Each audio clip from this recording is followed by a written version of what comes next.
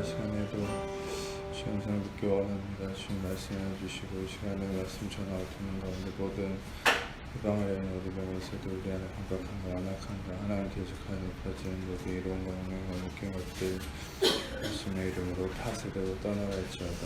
이 성령님만 이곳에 한없이 청하고 오셔드리고 인정 오지 않은 영광으로 임하시고 다스리시고 충만케 하시며 주의 나라가 임하여 주시고 뜻이 안에서 이루어진 것 같이 땅에서도 이루어지며 주께서 면식합 10년 안에 30배, 10배, 100배 차고 넘치는 의회며 가득하도록 이 시간 주장하시고 역사해 주옵소서.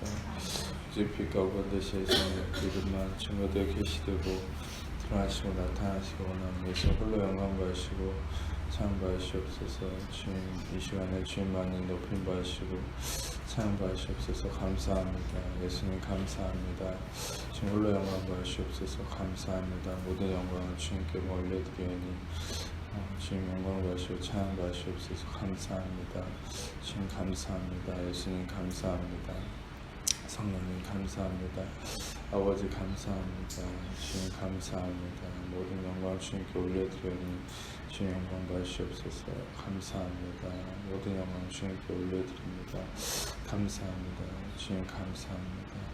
모든 것들 주님께 의탁하오며 우리를 사랑하시는 예수님 이름으로 기도합니다. 네. 그 로마서 말씀 15장 16장을 같이 볼 텐데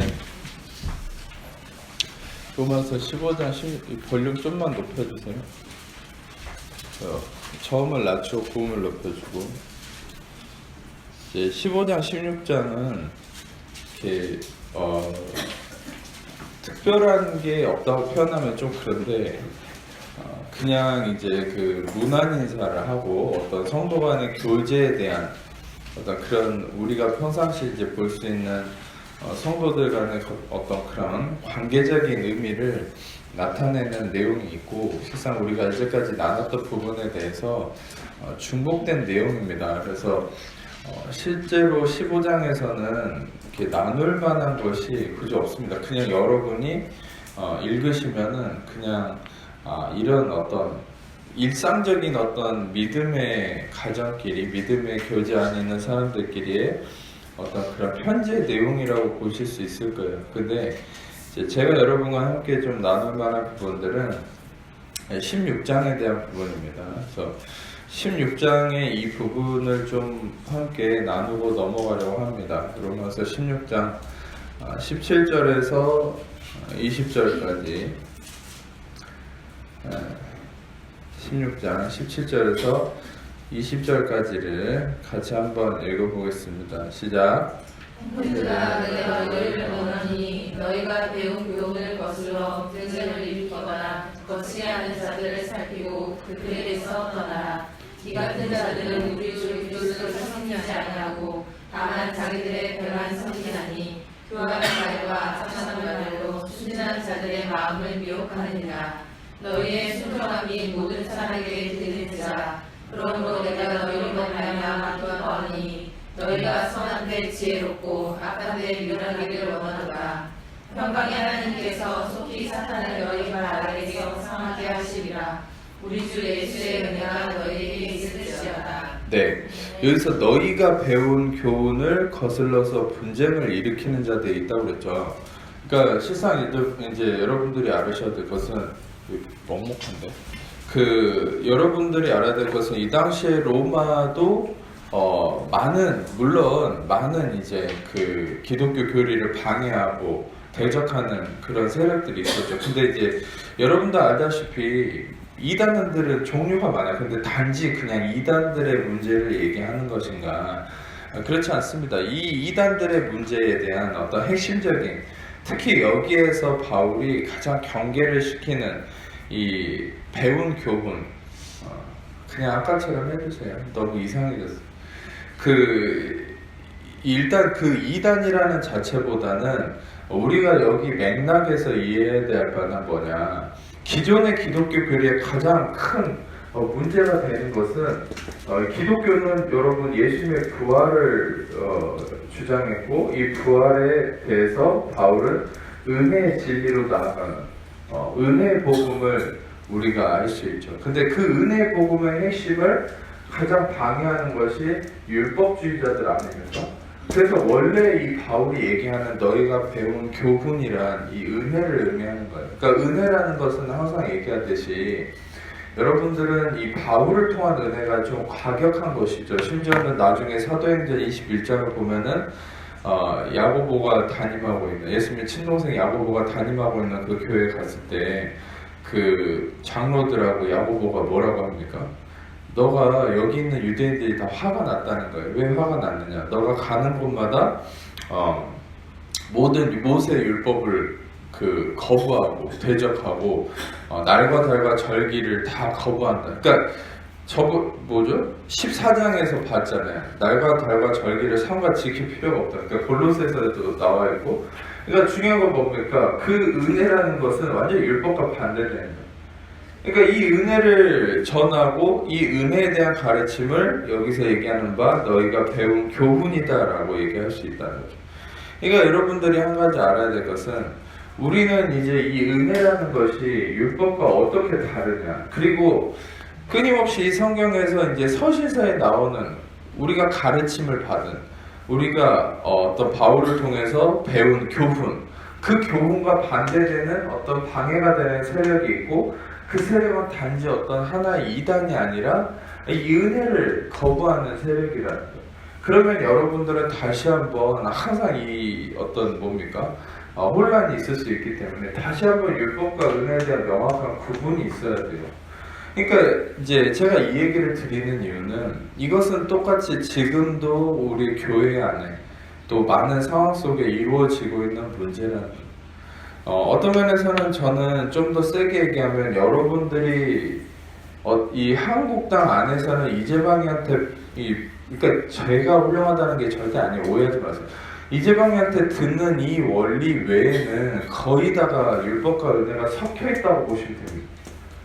왜 섞여 있다고 얘기할 줄 아세요? 여러분이 소위 하는 이렇게 얘기하면 미안한데 이제 저는 알아요. 여러분이 저한테 얘기 안 하고 다른 분 설교도 다 섞어서 듣고 있다는 거 알아요.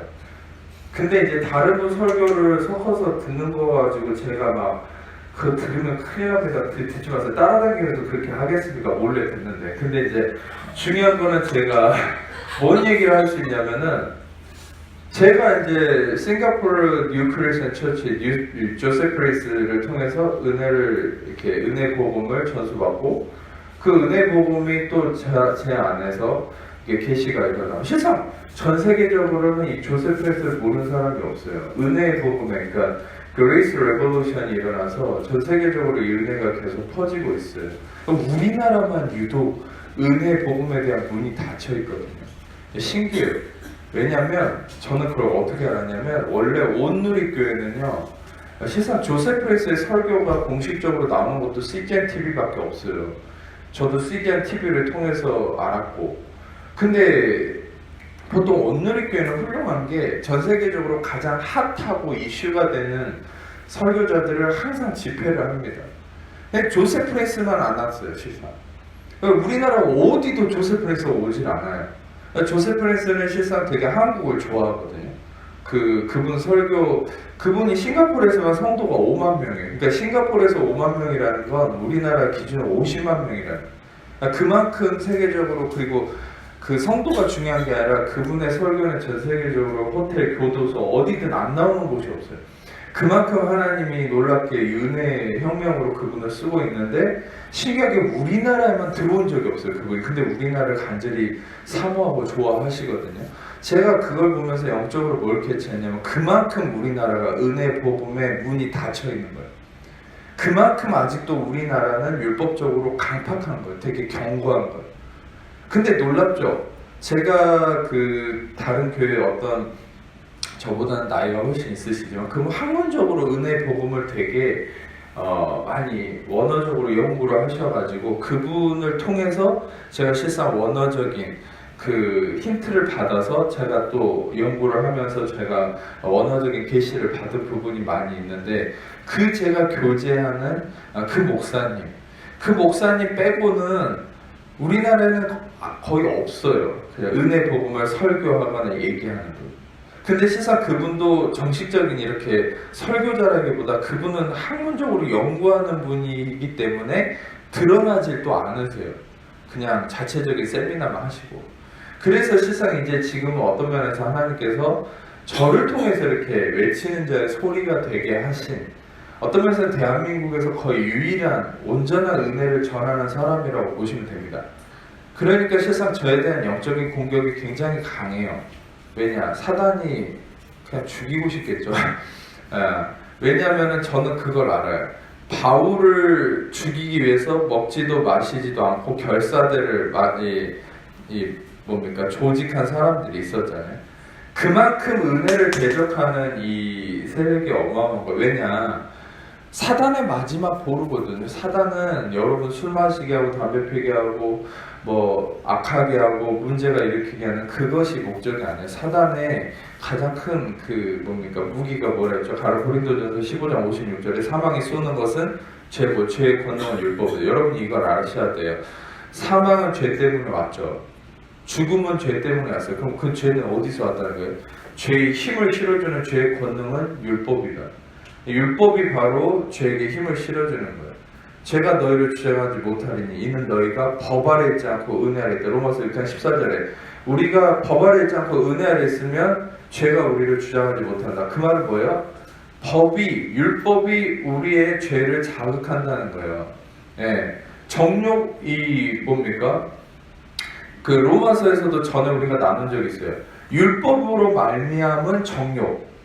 다시 말하면 율법이 정욕을 자극한다는 거죠. 우리는 이 원리를 알죠. 가장 확실한 증명된 말씀은 뭐죠? 제가 전에도 나눴듯이 골로새서 2장 14절과 15절 말씀이잖아요. 매번 전에도 이렇게 나눴지만 부디 제가 말씀 전하는 이 부분에 대해서 반복된 말씀들을 부디 메모하고 외우세요. 네, 제발. 네. 부디 플리즈라고 했습니다. 제발 이거를 외우고 메모하세요. 우리를 거스르고 불리하게 하는 법조문으로 쓴 증서를 지우시고 제하시고 십자가에 못 박아서 통치자들과 권세들을 무력하고 드러낼 구경거를 삼으시고 십자가로 그들을 이기셨느니라. 여러분 이 말씀을 잘 묵상해보세요. 답이 다 나와있어요. 우리를 거스르고 불리하게 하는 법조문으로 쓴 증서가 뭡니까? 율법이에요. 율법과 계명이에요. 히브리서 7장에 얘기하는 연약하고 무기익하고 아무것도 온전하게 하지 못하는 그 율법과 계명이라고요. 근데 그 율법과 계명이 우리를 거스르고 불리하고 법조문으로 쓴 증서인데 이것을 예수님께서 지우시고 제하시고 못 박으셨다. 그러므로 뭘 이루셨다는 거예요? 통치자들과 권세들을 무력하고 드러내어 구경거리로 삼았다. 통치자들과 권세들. 다시 말하면 이것은 정사와 권세와 이 어둠의 세상 주관자들이죠. 예. 여러분 우는 사자와 같이 삼킬 자를 두루 찾는 정사와 권세와 어둠의 세상 주관자들. 이 자들이 바로 마귀고 통치자들과 권세들. 이 마귀를, 이 어둠의 세력을 무력하고 드러내어 구경거리로 삼을 수 있는 가장 최고의 그 근본 타격이 뭐였다는 거예요? 우리를 거스르고 불리하게 하는 법조문으로 쓴 증서를 지우시고 제하시고 십자가에 못 박으셨다. 아멘. 그러니까 결국 마귀는요, 율법은 하나님이 주신 거예요. 율법은 그 자체가 의롭고 거룩하고 선합니다. 율법을 마귀가 줬다는 게 아니에요. 근데 여러분도 태초에 창세기에서도 보셨듯이 이걸 아셔야 돼요. 이 마귀는 자기에게서 나온 걸로 우리를 공격하는 적이 없어요. 마귀는 늘 하나님의 말씀을 가지고 공격을 합니다. 그러니까 욥기를 잘 보세요. 욥기도 보면은 여러분이 아실 수 있어요. 욥을 보면은 그 친구들이 와가지고 마귀의 소리를 하죠. 정죄를 하지 않아요. 그 친구들은 율법을 대변하는 자들이에요. 고난에 처해 있는 욥을 그 원칙과 원리를 가지고 그 율법으로 정죄하잖아요. 응? 이러면 되겠니? 저러면 되겠니? 위로가 아니라 율법은 그렇단 말이에요. 율법은 여러분을 위로하지 않아요. 정죄할 뿐이지. 근데 실상 그 친구들의 모습을 보면은 여러분 그 율법을 어떤 대변하는 모습인데 그 고난 가운데서 율법을 대변하는 그 마귀의 어떤 모습. 다시 말하면 우리를 거스로 불리하는 법정을 쓴 그러니까 그 스스로는 의롭지만 이 얘기를 하려고 했죠. 다시 말하면 그 율법을 대변하는 친구들의 모습을 보면 다 틀린 말이 없어요. 어디서 나왔는지 다 하나님 말씀이에요. 하나님 말씀인데 그 사람을 죽이는 거예요. 살리는 게 아니에요. 여러분, 하나님의 말씀은 살리는 영이 돼야 되는데 왜 사람을 죽일 때도 있습니까? 그것을 사단이 이용할 수도 있다는 거예요. 여러분, 그러면 우리는 좀 더 나가봅시다. 좀 더 나가서 이걸 얘기하면은 진짜 충격적이죠. 근데 제 설교에 들어온 사람 그렇게 충격적이지 않을 수 있어요. 사탄이 말씀을 이용합니다. 근데 말씀을 율법으로 이용해요. 그러면 힘을 실어서 공격을 하는데 이 성도를 공격을 해요. 근데 여러분, 중요한 것은 이 말씀을 율법을 다루는 사람들이 누구냔 말이에요. 그러면 이게 신학자들과 설교자들이란 거예요. 여러분같이 평신도들은 말씀과 율법을 잘 모를 수도 있기 때문에 사단이 그렇게 큰 타겟으로 안 삼아요. 근데 이 목회자들과 설교자들, 신학자들을 왜 사단이 공격하냐면 사단은 항상 이 빌려온 걸 가지고 자기가 활용하거든요. 그게 이 에덴 동산에서부터 시작되죠. 에덴 동산에서도 아담과 하와를 죄짓게 만들 때, 죄를 짓게 만들었다는 표현이 좀 그런데, 유혹할 때, 선악과를 목표로 유혹할 때 사단은 하나님의 말씀을 있는 그대로 얘기했지만 그것을 돌려서 얘기했죠. 근데 돌려서 어떻게 얘기했습니까? 네가 이것을 먹으면 죽지 않는다. 먹으면 죽는다 했는데 넌 죽지 않는다. 조금 더 학문적으로 얘기하면 한 단어만 넣어놨어요.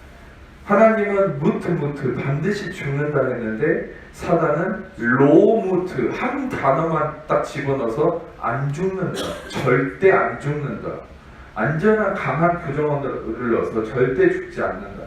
다시 말하면 사탄은 똑같은 하나님 말씀을 빌려오는 거예요. 그냥 이걸 아셔야 돼요. 사단은 절대 창조하지 못합니다. 근데 하나님의 것을 이용하는 거예요. 그럼 여러분, 우리는 이단도 왜 이단이라는 걸 알아야 돼요. 끝 이렇게 뭡니까? 달을 이자와 끝 단자죠. 끝이 다른 거예요. 여러분, 제가 전에도 얘기했잖아요. 사기꾼이 사기를 치는 수법은 다 거짓을 얘기하지 않는다고. 80%의 진실과 80%의 진실과 20%의 거짓을 얘기하는 게 사기꾼이에요. 여러분, 이 사기꾼은 거짓말쟁이죠. 거짓말쟁이는 어디서 왔습니까? 너희 아비 이 거짓말쟁이 사단. 다시 말해 예수님이 수식어로 얘기한 것처럼 이 거짓의 아비 이게 사단이죠. 사단은 사기치는 자, 거짓의 아비. 그럼 여러분, 사단이 어떤 면에서는 얘기하는 것들이 물론 본질적으로는 사단이 얘기하는 건 다 거짓이에요. 그런데 사단은 그 얘기 중에 진실을 따와서 거짓으로 만든다는 거예요. 그게 뭐냐는 거예요. 사단이 이용하는 진실은 말씀과 율법이에요. 그래서 여러분들이 알아야 될 것은, 제가 그래서 매번 얘기했잖아요. 설교를 듣고 말씀을 들을 때 베레아에 있는 성도처럼 과연 그란과 성경을 상고하면서 분별을 해야 된다고요. 아무리 조용기 목사님이, 아무리 여러분 기라성 같은 지금 현재 그래도 남아있는 유명한 목사님이 설교를 해도 말씀을 대조해가면서 진짜 말씀과 맞는 말이야? 진짜 이게 은혜의 진리야? 이게 행위가 들어간 거 아니야? 구원에 대한 것도 마찬가지야. 구원론도, 기독론, 구원론, 어떤 여러 가지 신학적인 모든 기준 안에서 말씀을 대조해가면서 확인을 해서 해야지 여러분들 스스로가 죽지 않아요. 근데 여러분들에게 말씀드렸듯이 왜 그러면 은혜와 율법이 섞이는 게 잘못된 건가? 왜 은혜와 율법이 섞이는 게 잘못된 건가? 저는 분명히 얘기합니다. 아예 율법만 전하는 교회는 없어요. 아예 율법만 전하는 교회는 없죠. 교회가 아니에요. 율법만 전하는 것은 유대인들이에요. 그리고 아예 은혜만 전하는 것은 은혜의 복음의 교회일 거고, 그 율법과 은혜가 섞였다는 게 무슨 말이냐? 현재 교회들의 모습이에요. 그러니까 지금 갈라디아 교회의 모습이나 로마에 보내는 편지인 로마서에서 지적하는 또 히브리 공동체에게 보내는 히브리서도 마찬가지고 그 형편이 다 모두가 은혜와 율법이 섞여 있는 것에 대한 바울의 경고와 변책이죠. 그러면 여러분들이 한번 생각해 보세요. 저도 오늘 좀 예민한 것들을 다룰 겁니다. 일단 요거를 마무리하자면 사탄은 말씀을 율법을 이용하는 사람이 존재고 그리고 그런 사람들이 있다는 거죠. 그것이 신학자, 목회자, 설교자들이 말씀과 율법을 다루기 때문에 실상 사단이 제일 많이 공격해요. 공격한다는 게 그들의 어떤 고난을 통한 공격이 아니라 그들의 생각을 공격해요. 그래서 굉장히 강팍해요. 목회자, 설교자, 신학자들. 여러분이 볼 때 되게 선해 보이는 목사님들도 행위는 선할지 몰라도 되게 고집이 세요. 생각이 안 바뀌어요. 근데 놀라운 것은 그분들이 물론 자기도 연구하여서 잘못된 은혜와 율법이 섞인 거를 개발한 사람들도 있지만 어디서 배워온 걸 가지고 맞다고 계속 주장하는 거야. 진짜 진리 안에서 깨우친 게 아니라. 그래서 일단 그런 부분들을 경계하면서 말씀을 들으셔야 된다는 얘기고 또 한 가지는 그러면 여러분이 되게 궁금해할 수 있는 게 근데 그럼 율법과 은혜가 섞여 있는 이 교회들이 모두가 다 잘못된 열매가 있었습니까? 아니에요. 율법과 은혜가 섞여 있어도 여러분 순복음교회를 보세요. 우리나라의 기라성 같은 온누리교회나 영락교회나 충신교회나 수많은 우리나라의 대형교회, 감리교회, 광림교회, 금락교회 막 훌륭한 교회들이 많아요. 명성교회도. 그런 교회들을 통해서 수많은 영혼들이 구원도 받았고 영광을 경험했어요. 실제로 주님께서 그 교회들을 통해 영광을 받으셨어요.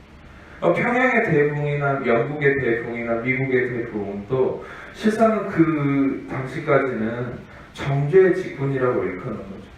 그러니까 그 교회들도 그 모든 운동, 성령의 운동도 다 영광이 있었어요. 그러면 실상 그런 어떤 그 당시에 쓰임받았던 그 교회 안에서 쓰임받았던 설교자들이 모두가 다 은혜와 율법이 적절히 섞인 분들이에요. 심지어 여러분들이 잘 아는 불같은 설교자라고 일컫는 영국의 찰스 스펄전도 다 은혜와 율법이 섞인 분들이에요. 그러면은 기존의 그런 영광에 취해 있는 분들은 저를 이단이라고 생각하겠죠. 지가 뭘 한다고 이렇게 막 불별하고 비판하고 그러나. 왜냐하면 그분들은 이미 영광을 이루어냈기 때문에. 그러면 여러분들이 제일 헷갈리는 부분이 이런 거라는 거예요.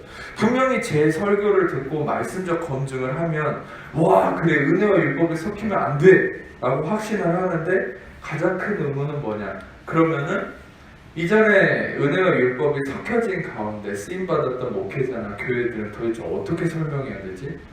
그분들도 하나님께 쓰임을 받고 분명히 큰 열매들이 있었는데 왜 그분들을 통해서 영광이 나타났을까? 그분들도 율법과 은혜가 섞였었는데 중요한 것은 여러분들에게 한 가지 이렇게 설명을 해드릴 게 있어요. 저는 이제 고린도전서의 말씀 나눌 때 제가 얘기 드렸지만 고린도 후서인가 하여튼가 정죄의 직분에도 영광이 있었지만 의의 직분에는 더 큰 영광이 있다는 말씀이 있어요. 실상 여러분들은 그 전에 뭘 알아야 되냐면 율법과 은혜가 섞였다고 해서 하나님이 이것을 전혀 받지 않는 것이 아니라 하나님은 항상 그분의 때를 기다리십니다. 하나님의 행하심과 섭리는 때가 있어요. 교회들에 대한 것도. 실상 이미 로컬처치 요한계시록 호울링 나니까 조절했어요. 요한계시록에 나와 있는 그 7개의 교회 있잖아요. 그 교회들 중에 이미 이 부분에 대해서 예수님이 지적한 바가 있어요. 너는 차지도 않고 더웁지도 않으니까 내가 또 토해버리겠다. 이미 예언을 했어요. 근데 많은 교회들은 차지도 않고 더웁지도 않은 교회들이 많이 있었다는 거죠. 그 차지도 않고 더웁지도 않다는 게 뭐예요? 그 신앙의 뜨거움을 얘기하는 게 아니에요. 여러분들은 그래서 성경을 맥락적으로 볼 수 있어야 돼요. 이따가도 로마서도 얘기하겠지만 그 맥락적으로 보면은 실상 많은 분들이 꼭 항상 그런 식으로 해석을 하는 거예요. 정욕적인 거나 아니면 나의 행위적 기준으로 열심히 있고 없고 이런 쪽으로 항상 이 성경을 해석한단 말이에요. 근데 라오디아 교회에 대한 그 평가, 너는 차지도 않고 더웁지도 않다. 그것은 뭡니까? 다시 말하면 은혜와 율법을 얘기하는 거예요. 이도저도 아니라는 거죠. 실제로 그 은혜 복음의 사역자의 가장 핵심적인 조셉 프린스는 뭐라 했냐면, 은혜를 얘기할 때 아예 율법주의자가 되거나 아예 유대인처럼 돼버리거나 아예 은혜주의자가 돼야 된다. 적당히 섞여가지고 그것을 하나님 앞에 이걸 밸런스라고 부를 수 없다. 하나님 앞에서 그게 밸런스가 아니라 이건 믹스처에 불과한 거다. 은혜와 율법이 섞일수록 이거는 혼합물이고 불순물인 거지, 하나님 앞에서 이게 밸런스가 될 수 없다는 거죠.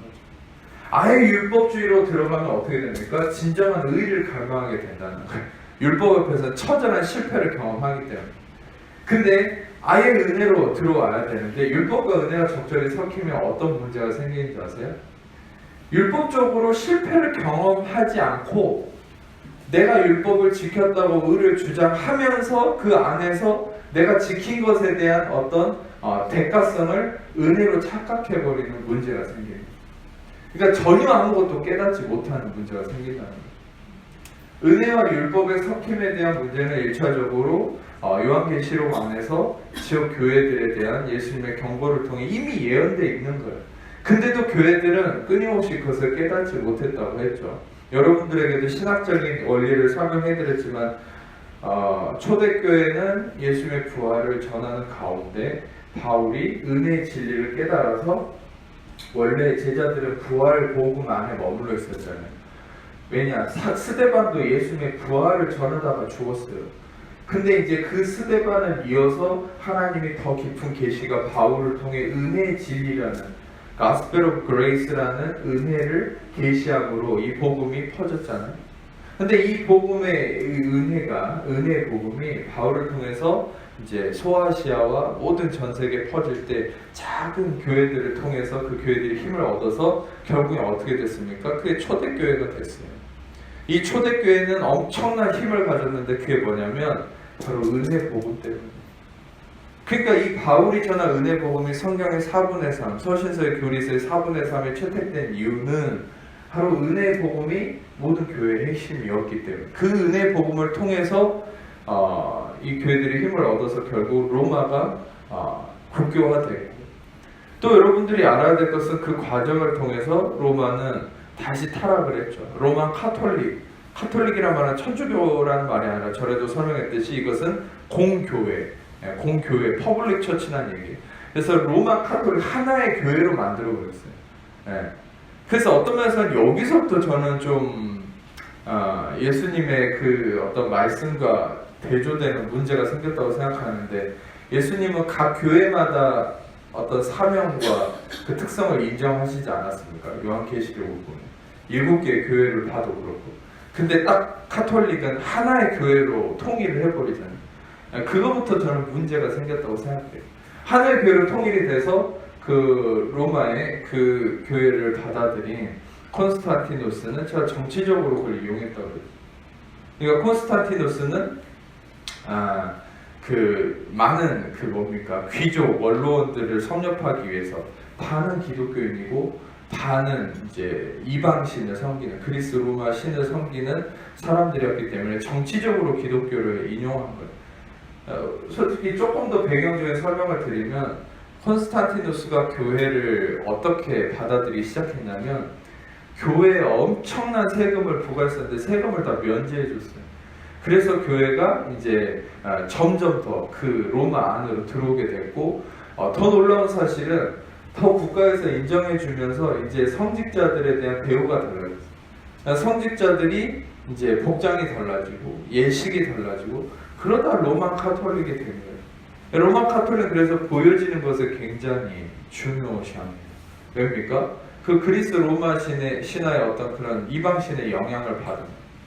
그래서 여러분들이 알고 있는 부활절에 달걀을 쓰는 이런 원리도 다 그리스 로마의 이방신의 그 문화예요. 여신 사상이 그 달걀을 어떤 상징으로 하는 문제가 있어서 그것이 이제 기독교 안에 들어오는, 부활절이나 기독교 각종 행사 같은 그런 모든 것들이 다 그 로마 카톨릭 안에서 영향을 받은 문제.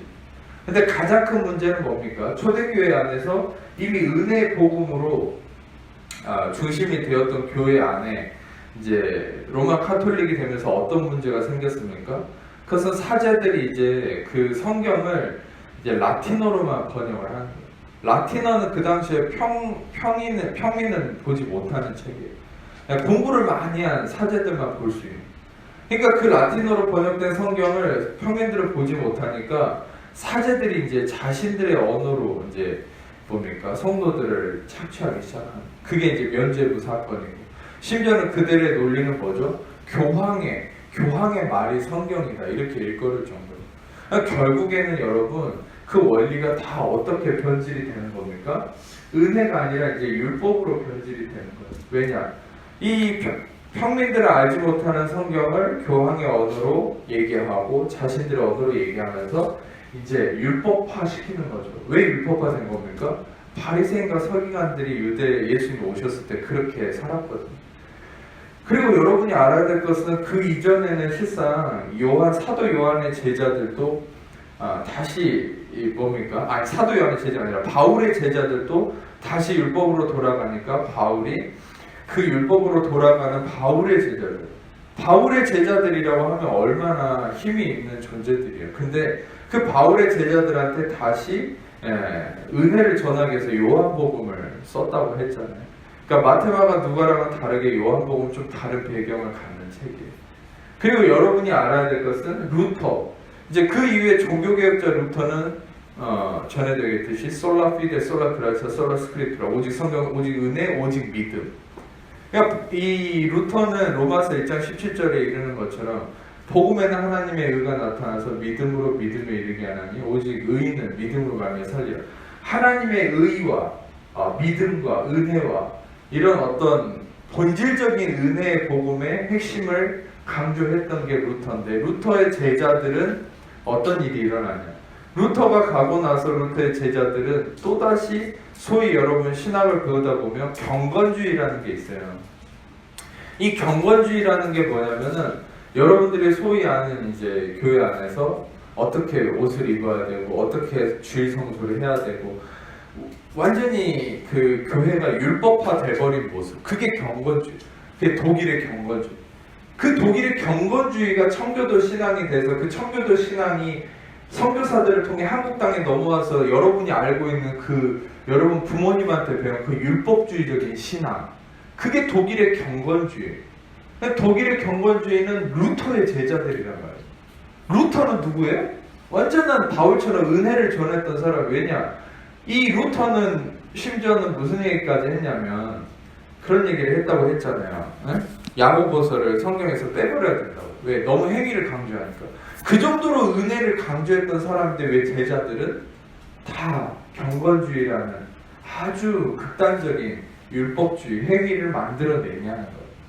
결국 여러분들 우리는 알아야 될 것은, 제가 이 잠깐의 설명을 드린 이유는 끊임없이 은혜에 율법이 섞여 들어오려는 공격이 항상 있다는 거예요. 그러니까 여러분들 아무리 은혜가 있다 해도 거기는 끊임없는 이 공격이 있어요. 육신이라고 표현했죠. 갈라디 4장 얘기한 것처럼 율법을 대변한 하가를 육체라고 표현했어요. 약속 있는 여자 사라를 영이고 은혜라고 얘기할 수 있고. 근데 여러분이 이제 알아야 될 것은, 그래서 이건 우리 자신에게도 적용이 되는 거예요. 여러분 자신도, 목회자도 설교자도 은혜를 배웁니다. 은혜를 깨닫습니다. 근데 여러분이 입고 있는 이 플래시, 이 사르스라고 하는 이 육신, 이 육체가 뭐냐? 이 육체가 바로 율법이에요. 이 육체를 자극하는 게 율법이에요. 왜냐하면 율법은 그 기준이 뭐죠? 너가 뭔가를 해야 된다. 이것은 우리 육신이 굉장히 기뻐하는 거예요. 우리 육신은 항상 뭔가를 하고 그것에 대한 성취를 이루기 원하는 거예요. 이 육신은 어디서 발동된 겁니까? 이것이 바로 아담에게서 발동됐죠. 아담은 원래 어떤 존재입니까? 저는 항상 이 창세기 원론을 설명하는 게 너무 희열이 있고 기쁨이 있어요. 이게 이제 복음의 본질이기 때문에 그래요. 아담은 원래 어떤 존재였죠? 보시기에 좋았더라. 하나님의 토부, 하나님의 선하심 안에 존재했던 사람이에요. 여러분들이 좀 더 깊이 있게 이거를 묵상을 해보세요. 아담이 어디 있었느냐가 뭐가 중요합니까? 라고 얘기할 수 있는데 중요합니다. 왜냐하면 아담은 그냥 스스로 독립된 존재로 창조받은 게 아니에요. 하나님은 모든 창조물에 대해서 보시기에 좋았다. 토부라는 이 가장 근본적 선, 완전한 선함, 이것은 무엇을 의미하냐면 여러분 예수 그리스도를 의미하는 거예요. 완전한 구원이신 예수 그리스도. 그 선하심 안에 아담을 창조하셨어요. 아담은 원래 in Christ의 존재인 거죠. 그것이 빼앗겼다가 out of Christ로 이렇게 바뀌었다가 다시 우리는 거듭남으로 그리스도 안에서 다시 in Christ가 됐어요. 그래서 항상 서신서의 복음 안에서 바울은 문안 인사를 할 때 그리스도 안에서라는 표현을 왜 쓰는 줄 아세요? 바로 그것이 근본적 창조되었던 아담의 모습이기 때문에 아담이 잃어버렸던 걸 다시 그리스도를 통해 회복한 것이 뭐냐? 그게 in Christ예요. 여러분과 저는 in Christ, 그리스도 안에 있는 존재예요. 안에. 아멘. 예, 내가 그리스도를 가지고 있는 게 아니에요. 여러분이 항상 이걸 명심하셔야 돼요. 우리가 그리스도 안에 존재하는, 바로 아담이 범죄함으로 자신이 하나님을 소유하려고 했어요. 여러분, 우리가 하나님을 소유하는 게 아니에요. 그러니까 여러분이 조급한 거예요. 불안한 거예요. 내가 하나님을 마치 소유하고 판단하고 내가 인생에 앞장서는 존재처럼 생각하는데 그게 아담의 선악과를 먹은 모습이에요. 아니요. 오히려 아담은 하나님 안에 있었어요. 예수님 안에, 토부 안에, 보시기에 좋았다라고 하는 히브리어 토부 안에, 그리스도 안에 존재했어요. 근데 선악과를 먹고 어떻게 됐습니까? 그 그리스도, 보시기에 좋았더라 해서 나왔어요. 자기 스스로 독립자가 됐어요. 선악을 판단하는 자가 됐어요. 그러니까 어떻게 됐어요? 수치와 두려움이 몰려요. 여러분들이 in Christ 안에 있을 때는 그리스도가 여러분을 대신해서 수치와 두려움을 감당하셨기 때문에 모든 침뱉음과 고통과 두려움과 문제를 감당하셨기 때문에 여러분이 그리스도 안에 있는 자로서 여러분들에게 더 이상 수치와 두려움이 없습니다. 할렐루야. 이거 수치와 두려움에 대해서 대적하세요. 여러분 것이 아니에요. 사단은 여러분 거라고 속이는 거예요. 왜? 뭘 근거로 여러분을 속이는 거예요? 우리의 육신을 근거로 속여요. 야, 네가 이런 걸 했잖아. 그러니까 넌 수치와 두려움을 당하는 게 당연한 거야 라고 사단이 속이지만 그럼에도 불구하고 여러분이 사단한테 어떻게 대적해야 됩니까? 아니야, 내가 행위적으로 그런 부족함이 있었고 마땅히 수치와 두려움을 당할 만한 문제와 행위가 나에게 있었다 해도 난 예수 안에 있기 때문에, 예수가 이미 내 수치와 두려움을 감당하셨기 때문에 나는 어떤 수치와 두려움도 당할 필요가 없는 존재예요. 예수 이름으로 떠나가죠. 이렇게 대적해야 돼요.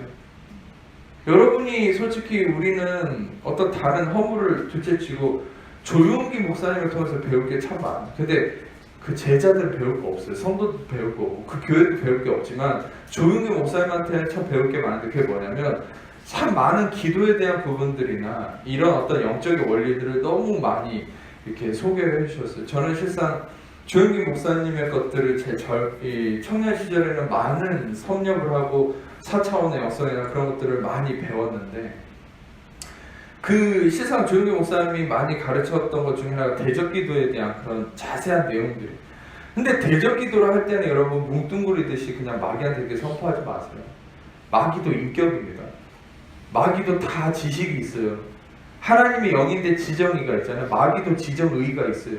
마귀도 심지어 감정이 있어요. 의지가 있어요. 여러분, 그래서 여러분들이 마귀를 무시해야 돼요. 마귀를 모욕도 해야 돼요. 왜 여러분들 마귀를 이렇게 신사적으로 대합니까?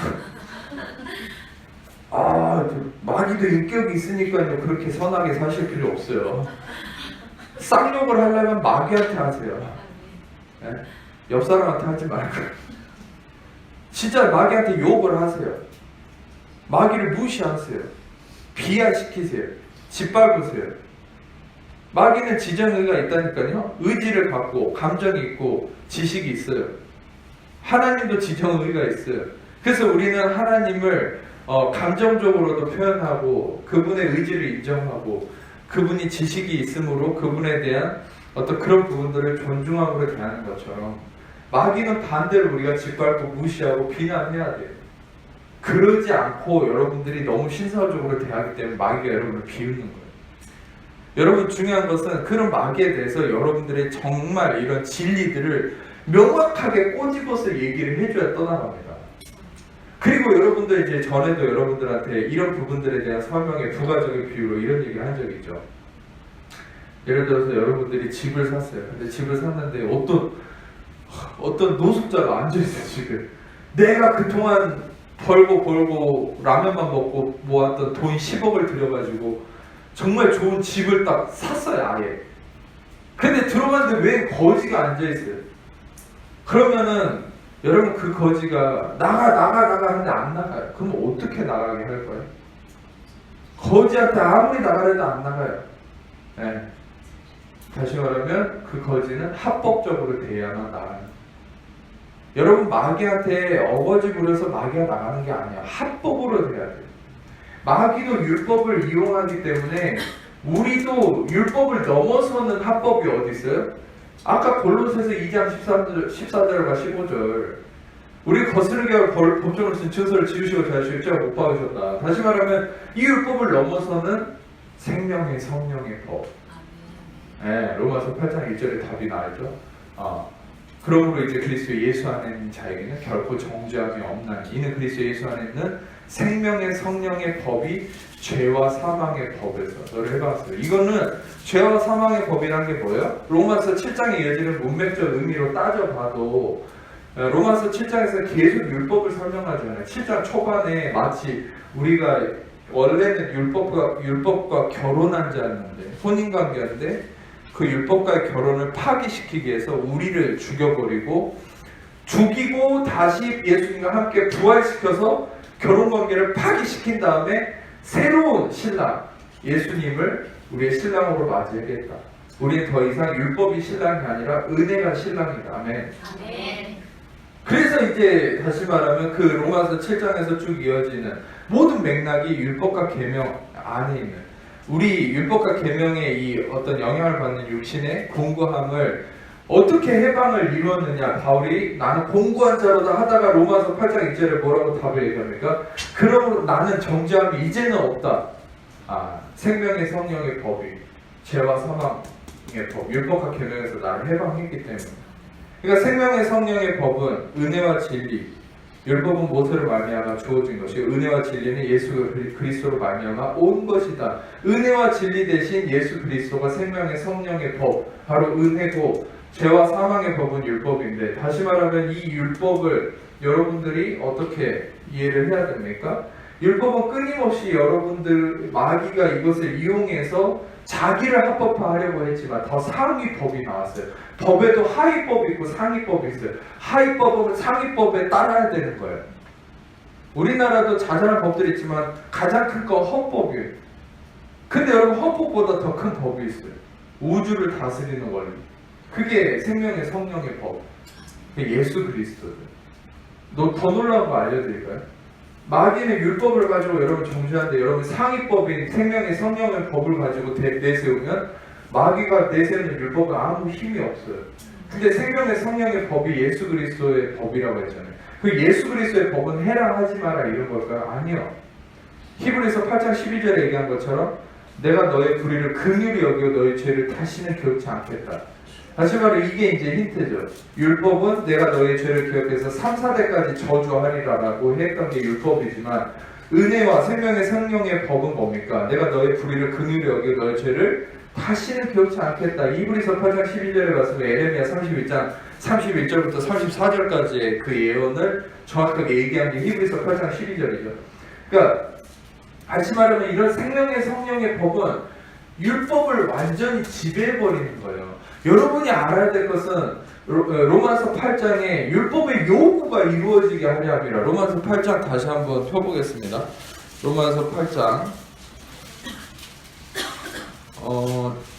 이 부분을 여러분들이 조금 더 명확하게 이번 주 설교에도 얘기했지만 4절 한번 읽어볼게요. 8장 4절 시작.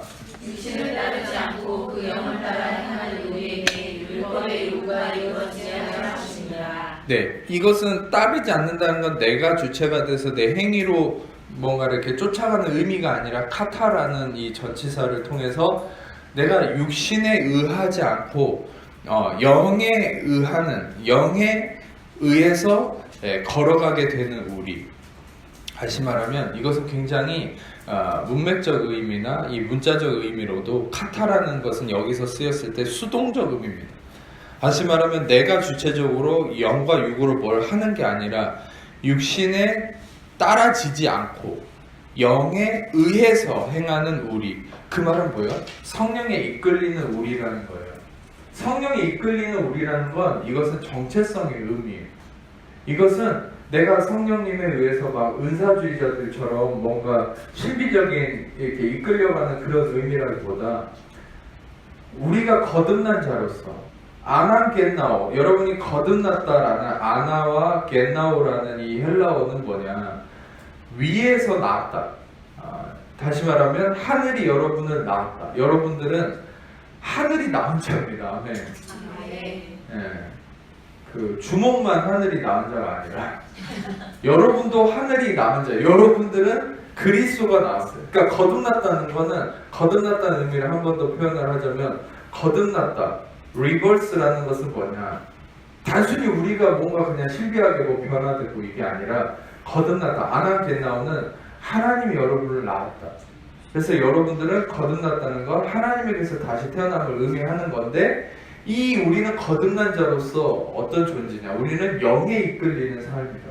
이제는 육이 아니라 성령이 우리를 다스리는 삶이다라는 거예요. 그러면 여기에서 영을 따라 행하는 우리에게 율법의 요구가 이루어지게 합니다. 율법의 요구. 율법의 요구라는 번역이 좀 잘못됐다고 그랬죠. 율법의 디카이오마, 율법이 의롭다함이 이루어져서, 다시 말하면 거듭난 자, 성령을 소유한 자, 누구든지 그리스도를 주라 시인하면 성령이 그 안에 있다. 여러분과 저와 같이 성령을 소유하고 성령의 이끌림을 받는 거듭난 하나님의 자녀들은 어떤 존재라는 거예요? 율법이 이제는 여러분을 의롭다라고 인정한다는 거야. 할렐루야. 야, 이게 여러분들한테 엄청난 생명이 되는 거예요. 우리는 율법을 지키지 않아도 율법이 우리를 의롭다고 인정해버려요. 왜인 거예요? 여러분 안에 계신 예수님이 율법을 다 이뤄버렸거든요. 그리고 율법은 하위법인데 상위법의 그리스도, 생명의 성령의 법인 예수 그리스도가 여러분 안에 계시고 여러분이 그 예수 안에 있기 때문에 여러분은 존재 자체가 이미 율법을 이룬 자가 돼버렸어요. 근데 율법을 이룬 자인데 내가 율법을 지키려고 달려간다는 게 얼마나 어리석은 거야. 그건 마치 다시 율법의 진노와 저주로 들어가는 거랑 똑같은 거야. 그러니까 여러분들이 알아야 될 것은 우리는 이 원리를 알아야 돼요. 우리 안에 이미 율법보다 더 큰 생명의 성령의 법이 우리 안에, 또는 내 안에 계시기도 하지만 내가 그 안에 있기도 하고, 또는 내가 그 안에 거하는 생명의 성령의 법 안에 거하는. 그래서 그리스도와 연합됐다는 게 뭐예요? 우리가 생명의 성령의 법 그 자체가 됐다는 거예요. 근데 생명의 성령의 법 그 자체가 된 사람이 무슨 하위법을 지키네 마네 그런 것에 영향을 받겠어요? 이미 여러분들은 율법조차도 너는 의롭다라고 선언해버렸다. 율법의 요구가 이루어지게 하려 합니다. 율법의 요구가 아니라 율법의 의롭다함의 선언이죠. 이것은 디카이오마. 그래서 제가 전에도 설명했듯이, 그래서 로마서 8장 4절을 그렇게 잘 이해를 하시면 되겠습니다. 그래서 이 다시 말하면 왜 여러분들한테 이걸 설명했냐? 여러분들은 존재 자체가 이미 율법을 이룬 자로서, 성취한 자로서 이루어졌기 때문에, 주일날 설교의 얘기를 다시 설명하면 신명기 6장에서도 이 은혜의 진리에 대한 정확한 그 내용이 나와 있죠. 신명기 6장은 쉐마 이스라엘의 그 뭡니까? 주 너의 하나님 유일한 하나님이시니 너 마음을 다하고 생명을 다하고 힘을 다해 하나님 사랑하라. 이 율법의 최고의 이 강령이 신명기 6장에 나와 있는데, 놀랍게도 그 율법의 그 최고의 율법이 나와 있는 6장의 바로 아래 최고의 은혜의 원리가 나와 있죠. 그게 뭡니까? 네가 건축하지 아니한 성읍에 살 것이고 네가 심지 않은 것을 거둘 것이고, 그게 신명기 6장에 나와 있잖아요. 놀라운 것은 뭐예요? 그 은혜의 원리를 율법은 뭐라 했냐면, 이 율법을 지키면 네가 이것을 얻게 될 거라 했어요. 와, 너무나 놀라운 축복이죠. 우리는 이미 율법을 지킨 자가 돼버렸는데, 그래서 은혜는 뭐예요? 은혜는 율법을 지킨 자로서 누리는 거예요. 우리가 와, 우리가 뭘 지켰습니까? 예수님이 지켰어요. 예수님이 성경을 응하게 하려 합니다. 내가 이렇게 하는 건 성경을 이루려 합니다. 내가 율법을 폐하러 온 것이 아니라 1.1회도 남김없이 다 율법을 세우러 왔다. 예수님만이 only Jesus, 예수님만이 율법을 이룰 수 있고 세울 수 있고 성취할 수 있고 완성할 수 있는 분이기 때문에 예수 그런 얘기 하신 거지, 예수님 우리한테 율법을 지키라고 얘기한 게 아니라, 여러분들 오히려 예수 안에서 그분으로 말미암아 율법을 지킨 자가 되고, 심지어는 갈라디아서 3장 13절의 말씀처럼 그리스도께 저주를 받은 바 되사 율법의 저주에서 우리를 속량하셨으니 나무에 달린 자가 저주를 받은 바 되었다. 저주까지 받으셨죠. 율법을 어긴 자에 대한, 율법을 이루셨을 뿐만 아니라, 물론 그 이루셨다는 거에 저주를 받을 것도 포함되어 있지만 이루셨을 뿐만 아니라 저주까지 받으셨죠. 우리가 어긴 거에 대한 저주. 그러므로 말미암아 여러분과 저는 어떤 존재입니까? 이미 그리스도 안에서 율법과는 이제 아무 상관없는 자라는 거예요. 여러분이 은혜 아래 있다는 거, 은혜를 누린다는 건 율법이 지켜짐으로 인한 축복. 그러니까 이걸 아셔야 돼요. 율법은 절대 무효할 수 없어요. 그런데 율법을 하나님이 주셨을 때는 율법의 조건이 성취됨으로 인한 어마어마한 축복이 아까 신명기 6장도 있고 신명기 28장도 있죠.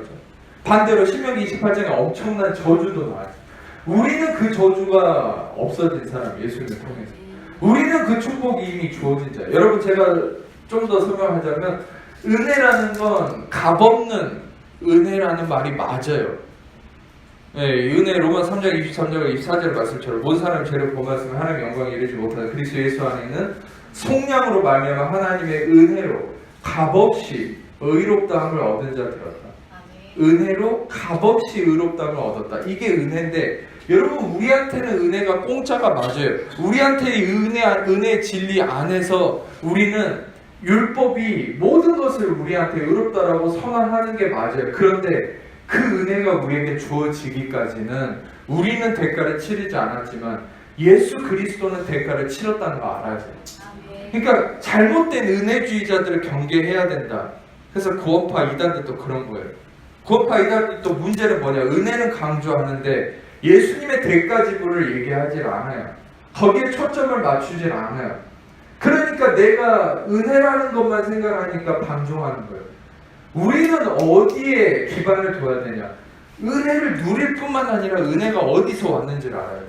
내가 치러야 될 대가를 예수 그리스도가 처절한 찢겨짐과 피 흘림과 수치와 모독을 통해서 대가가 치러졌기 때문에 그 값진 대가로 인해서 내가 이 놀라운 감당할 수 없는 은혜를 얻게 되었다. 죄사함과 의롭다. 죄사함과 의롭다. 이 두 가지가 같이 와야 돼요.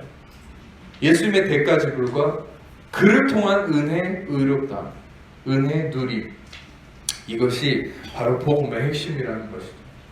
여러분들은 항상 기억해야 될 것은 이 원리 안에서 사탄한테 얘기를 하세요. 합법적으로. 여러분들이 상위법을 가지고 있다는 걸 믿으세요. 그것을 가지고 사단한테 주장을 하세요. 그러면 사단은 어떻게 됩니까? 그 법 앞에서 떠나갈 수밖에 없어요. 여러분들이 제가 한 번 더 강조하면 절대 감정에 휩싸이지 마세요. 귀신한테 명령했는데 왜 안 나간 것 같지? 왜 귀신이 이렇게 움직이질 않지? 그러니까 그것이 속고 있는 거 지금 마귀가. 아니요. 여러분들은 감정이 아니라 말씀, 믿음으로 하는 거예요. 감정이 안 느껴져도 믿는 거예요.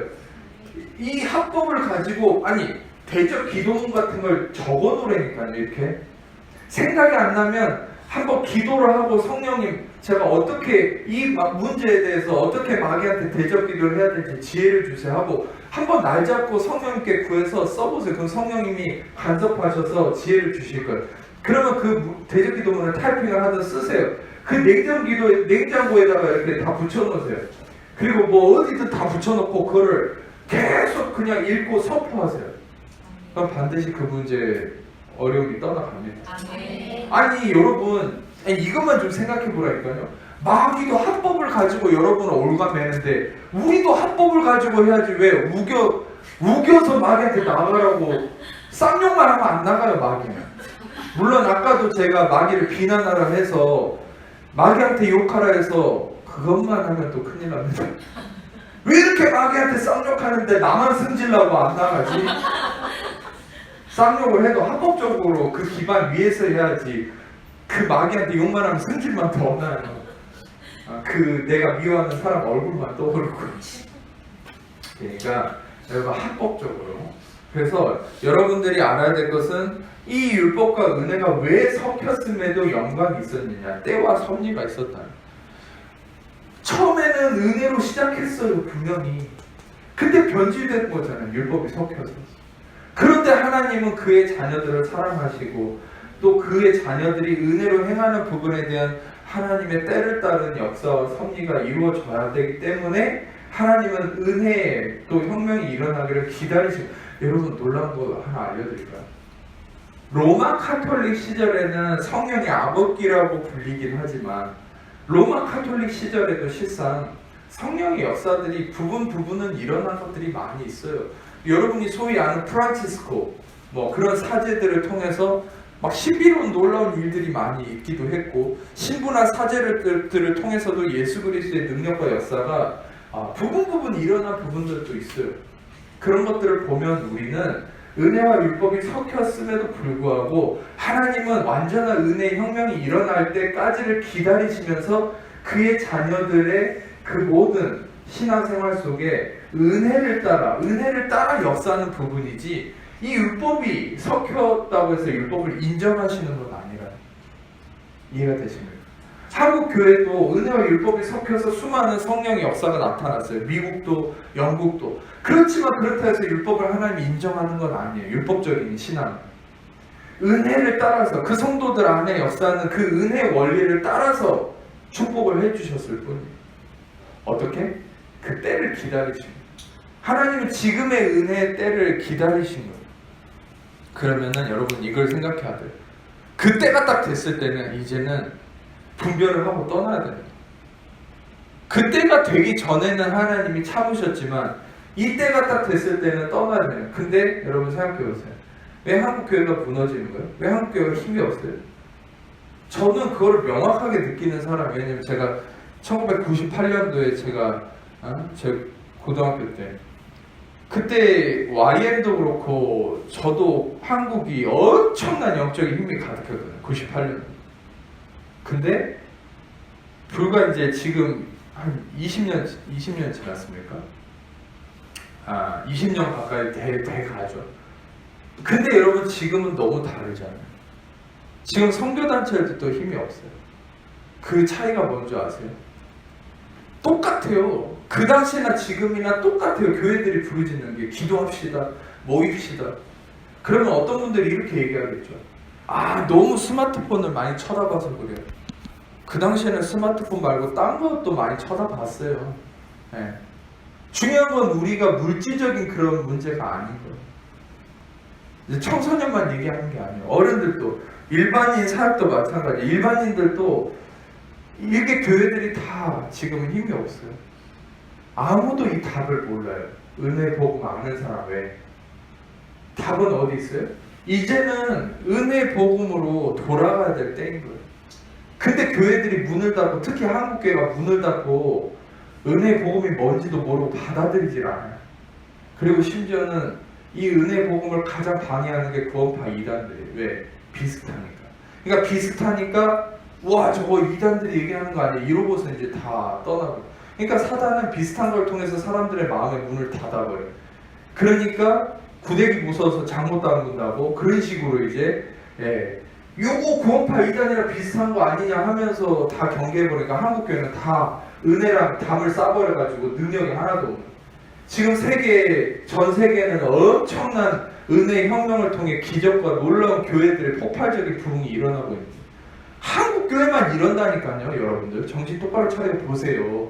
한국만 이래요. 한국만 교회가 능력이 없어요 지금. 왜겠어요? 이제는 은혜의 때가 와서 은혜를 받아들이고, 여러분 제가 정말 제가 확실하게 얘기하는데 교회들이 은혜 복음을 받아들인 순간부터 교회들이 힘을 얻게 돼 있어요. 이 사회가 더 이상 교회를 무시할 수 없습니다. 군교회도 마찬가지예요. 군교회도 일반 교회도 왜 힘이 없느냐. 그래서 지금 은혜 때가 돼서 이제 은혜를 받아들여야 되는데 거기에 발을 맞추지 못하니까 예수님이 요한계시록 얘기한 것처럼 너는 차지도 않고 더웁지도 않고 내가 너 토해버리겠다. 진짜 토해버리는 일이 생기고 있어요. 여러분 이걸 아셔야 돼요.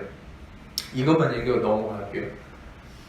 여러분 개인에 대해서는 절대 예수님이 토해버리지 않습니다. 그거를 또 개인한테 적용하지 마세요. 뭐 촛대를 옮긴다느니 이런 얘기들을 계시록에서 목사님들이 잘못 인용해서 여러분들한테 협박을 한 경우가 많았는데 절대 우리 개인은 하나님이 포기하지 않으세요. 아멘. 아멘. 근데 촛대를 옮기거나 토해버리거나 이건 뭐에 해당하는 거예요? 지역 교회들. 그래서 교회는 촛대가 옮겨져요. 옛날에 보세요. 옛날에 컸던 교회들이 지금은 다 술집으로 넘어간 교회들도 있고 다 아무런 힘이 없는 교회들이 있어요. 교회들은 힘이 있기도 하고 없기도 하고 흥하기도 하고 쇠하기도 해요. 제가 전에도 얘기했죠. 예루살렘 교회는 사도행전에 나오는 예루살렘 교회는 유대인만 2만 명이 다니는 교회였는데 그 교회는 나중에 가장 약한 교회가 됐다. 근데 바울의 교회는 어떻게 됐습니까? 소아시아의 작은 교회들은 나중에 가장 힘 있는 교회들이 됐어요. 교회가 촛대가 옮겨지고 힘을 잃기도 하고 얻기도 하고 교회가 예수님이 토해버리는 대상이 될 수도 있다는 거죠. 중요한 것은 여러분 그 교회가 진짜 은혜를 받아들일 때 예수님 안에서 강건해진다는 거죠. 그럴 때 여러분 개인한테도 이 열매가 돌아가는 거죠. 실상 여러분 저는 모든 초점이 실상 교회에 있어요. 그냥 이런 뭐 교회 시스템을 마련한 그런 게 아니라 교회가 모든 거의 핵심이에요. 교회가 핵심이라는 얘기를 오해하지 마세요. 뭐 부서가 잘 돌아가고 뭐 목회를 잘하고 그딴 게 아닙니다. 교회가 진짜 은혜의 말씀 위에 기반을 세우고 있느냐, 진짜 그 말씀의 중심, 은혜의 말씀의 중심 안에서 교회가 든든히 세워져 있느냐, 이걸 얘기하는 거예요. 그래서 여러분들은 이 은혜의 진리 안에 있을 때만 진짜 하나님의 놀라운 성령의 진리의 역사가 있을 수 있다는 것을 일단 염두에 둬야 돼요. 그러나 이제까지 율법이 섞였음에도 왜 교회들 안에 영광이 있었느냐? 그것은 하나님이 때를 기다리신 거지 율법이라는 이런 어떤 율법적 신앙을 인정해서 그런 것이 아니라는 것입니다. 이 원리 안에서 잘 분별하시고 여러분들은 이제는 은혜로 돌아가야 된다. 은혜로 돌아가셔야 돼요. 다시 이재방 목사를 하나님이 한국에서 외치는 자의 소리로 거의 첫 번째로 세우셨기 때문에 제가 전에도 비전에 얘기했잖아요. 저는 부족한 사람이지만 질그릇 같은 사람이지만 저에게 비전을 주신 것은 하나님 때가 됐을 때 저를 통해 배우게 하는 많은 사역자들을 세우실 건데 그러면 실상 그분들이 많이 세워졌을 때는 여러분이 어딜 가든 이제 은혜 복음을 들을 수 있게 되겠지만 실상은 지금 저밖에 외치는 자의 소리가 거의 없기 때문에 거의 저만 거의 유일하게 이런 은혜를 온전한 순전한 은혜를 전하는 사람이 거의 없어요. 실상 저도 있으면 진짜 추천을 해드리고 싶어요. 저는 아무런 그런 욕심이 없어요. 제가 알려주고 싶은 욕심이 이런 거 없어요. 그래서 저는 솔직히 정말 소망이 그거예요. 제 설교도 들으시지만 다른 이분 설교도 좀 들어보세요. 정말 훌륭한 분입니다. 저는 그러고 싶은 소망. 근데 없어요 그런 사람. 왜요? 완전한 순전한 은혜를 전하는 사람이 없거든요. 은혜를 전하는 것 같지만 섞여있는 거예요. 그럼 여러분들이 그런 분들 거를 다른 분들 거를 뭐 굳이 들으신다면 어쩔 수 없지만 저는 그게 안타까운 거예요. 이 율법적인 행위가 좀이라도 섞여 있으면요 은혜를 아무리 들어도 이게 희석되거든요. 왜? 여러분 육신을 입고 있기 때문에. 육신을 입고 있는 사람은 율법의 행위적인 게 딱 들어오잖아요. 그게 엄청난 다이너마이트 같은 파급 효과가 팍 터져버려요.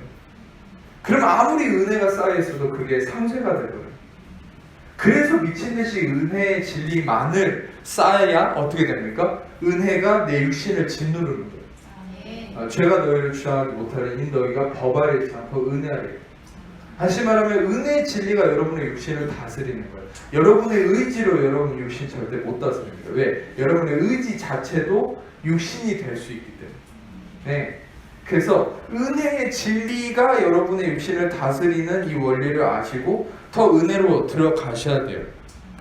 네, 일단 아까 요거를 이제 설명을 해드린 이유는 아까 로마서 다시 16장으로 넘어가서 너희가 배운 교훈을 거슬러서 분쟁을 일으키는 자들이 있다. 그게 뭐예요? 율법을 가지고 섞어서 들어오는 존재들이라는 거죠. 그리고 그렇게 얘기하는 존재들에 대해서 바울이 뭐라 얘기합니까?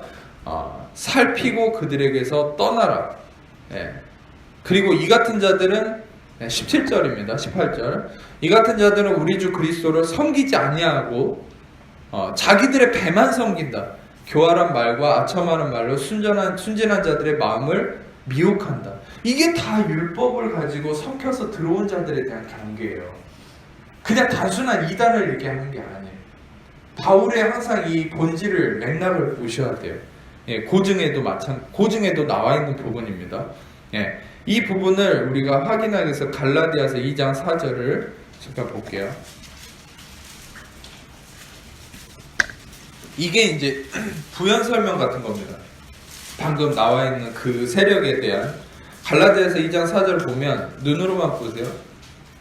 가만히 들어온 거짓 형제들이 있고 그들이 가만히 들어온 이유는 뭡니까? 그리스도 예수 안에서 우리가 가진 자유를 엿보고 우리를 종으로 삼고자. 네, 우리가 가진 자유는 뭐죠? 은혜를 누림이죠. 은혜를 통한 자유함이죠. 내 사랑하는 형제들, 너희가 자유를 위해서 부르심을 입었으나 그러나 그 자유로 육체의 기회를 삼지 마라. 이런 얘기를 바울이 했는데, 여러분 중요한 것은 우리는 은혜 안에서 참된 자유를 누리는 자입니다. 믿습니까? 아멘. 근데 이 자유를 빼앗고 종으로 삼고자 하는 자들이 있다는 거예요. 그게 바로 율법을 가지고 강요하는 자들. 율법은 우리를 노예로 만들어요. 실상 여러분들이 이거를 한 가지 힌트로 알아야 될 것은 이스라엘 백성들이 구약 성경은 다 그리스도와 우리의 관계 안에서의 모든 구속사를 그림자로서 나타내는 실제 역사적 사건이긴 하지만 그 모든 사건이 그림자로서의 모습이 된다고 했죠. 근데 이집트에 잡혀있던 노예들은 누구를 상징해요? 우리를 상징해요. 이 율법의 노예가 되어 있어요. 그리고 실상 그 바로는 뭔지 아세요? 물론 바로는 사탄이긴 하지만 그 율법을 가지고 노예로 부리는 그 사탄을 의미하는 바로가. 그러니까 이스라엘 백성들은 그 노예처럼 400년을 고통당하고 살았지 않습니까? 그 신음소리 하나님 들으시고 모세를 불러서, 그 모세는 예수님을 대변하죠. 모세를 불러서 그것을 심판하시고 끄집어내죠. 근데 끄집어낼 때 여러분 이걸 한 가지 기억하세요. 이 부분을 알고 계셨는지 모르겠는데 모세가 바로 앞에 가서 무엇을 목적으로 이스라엘 백성을 내보내라라고 얘기했는지 아세요? 무엇을 해야 되니까 이스라엘 백성들을 풀어줘라라고 모세가 바로한테 얘기했는지 아세요? 우리가 희생 제사를 드려야 돼요. 네, 놀랍죠? 희생 제사, 바로 그리스도의 관계를 의미하죠. 그리스도의 십자가의 보혈과 그 은혜를 받아들이도록 하기 위해서 이들을 풀어주라. 율법을 가지고 착취하는 마귀한테 그것을 선포해버리죠. 여러분 결국 율법의 노예가 되어 있는 우리를 예수 그리스도는 우리가 예수 그리스도의 그 속량하심으로 희생 제사의 은혜로 들어오게 하시기 위해서 율법한테 예수님이 선포해버리고 마귀한테 선포해버리고 그것을 이루시고 승리하셨죠. 아멘. 결국 우리는 어떤 존재입니까? 우리는 희생 제사를 드리기 위해 부름받은 존재. 그러면 율법적으로 우리가 뭔가를 하기 위해서 부름받은 존재라는 의미가 아니라 희생 제사를 드리기 위해서 부름받은 존재라는 게 뭐예요? 바로 희생 제사를 드리신, 한 번의 제사로 영원한 속죄를 이루시고 우리의 가장 흠도 없고 점도 없는 어린 양으로서의 제물이 되신, 그 희생 제물이 되신 예수 그리스도 안으로 우리는 들어가기 위해서 부름받은 존재가 여러분과 저예요. 그러면 다시 한번 강조하지만 여러분과 저는 누구예요? 예수 안에 있는 자. 이게 중요해요. 예수 안에 있는 자. 이게 두 번째 강조가 되는데, 내가 예수님을 통해서 뭘 하려는 존재가 아니라, 내가 예수님을 이용해서 뭔가를 해나가는 존재가 아니라, 추운가 보네. 내가 예수님을 이용해서 내가 뭔가를 하는 존재가 아니라 예수님 안에서 그분의 희생 제사의 은혜 안에 거하는 존재. 이걸 위해서 부름받은 존재가 여러분과 저라.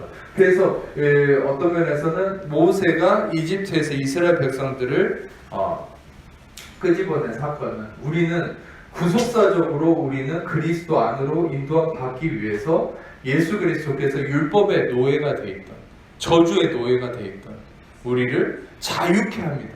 그럼 율법으로 돌아간다는 것은 다시 노예가 된다. 그러니까 우리를 율법을 강조하고 이 당시에 할례를 강조하고 했던 자들은 바로 자유를 엿보고 종으로 삼고자 하는 자들의 모습이었고, 이 거짓 형제들에 대한 표현이 바로 로마서 16장에 나와 있는 분쟁을 일으키고 교훈을 거스르고 또 그리스도를 섬기지 않고 그리스도를 섬기지 않는다라는 표현이 그거죠. 희생제사로 들어오게 하지 않고 다시 자신의 행위를 통한 의롭다함을 주장하게 하게 하려는 이 거짓 형제들의 모습이죠. 거짓 형제들이라 함은 실상 더 교회사적으로 보면 에비온파라고 해서 이 자들은 율법주의자인데 이 에비온파는 무슬림의 시초가 되는 자들. 그러니까 다시 말하면 율법주의가 이단이란 말이에요. 제가 볼 때. 교회사적으로. 근데 이거를 인정하지 않고 교회들이 너무나도 이 부분이 가려져 있는 거예요. 예. 그래서 여러분들이 이 부분에 대한 이렇게 이제 의미를 보시면 됩니다.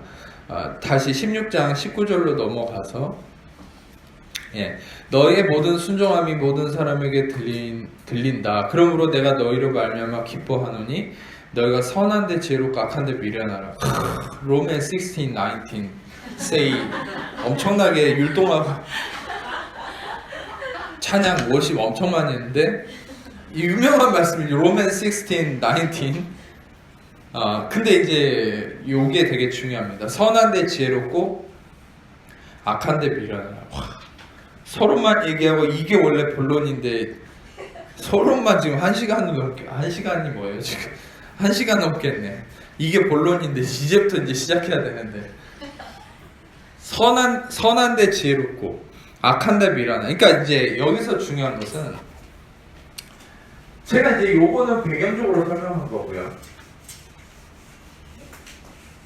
여러분들이 이제 이 원리 안에서 우리가 은혜의 진리 안에서 뭘 생각해야 되냐면 그러면 우리는 선함과 악함의 기준이 뭔가?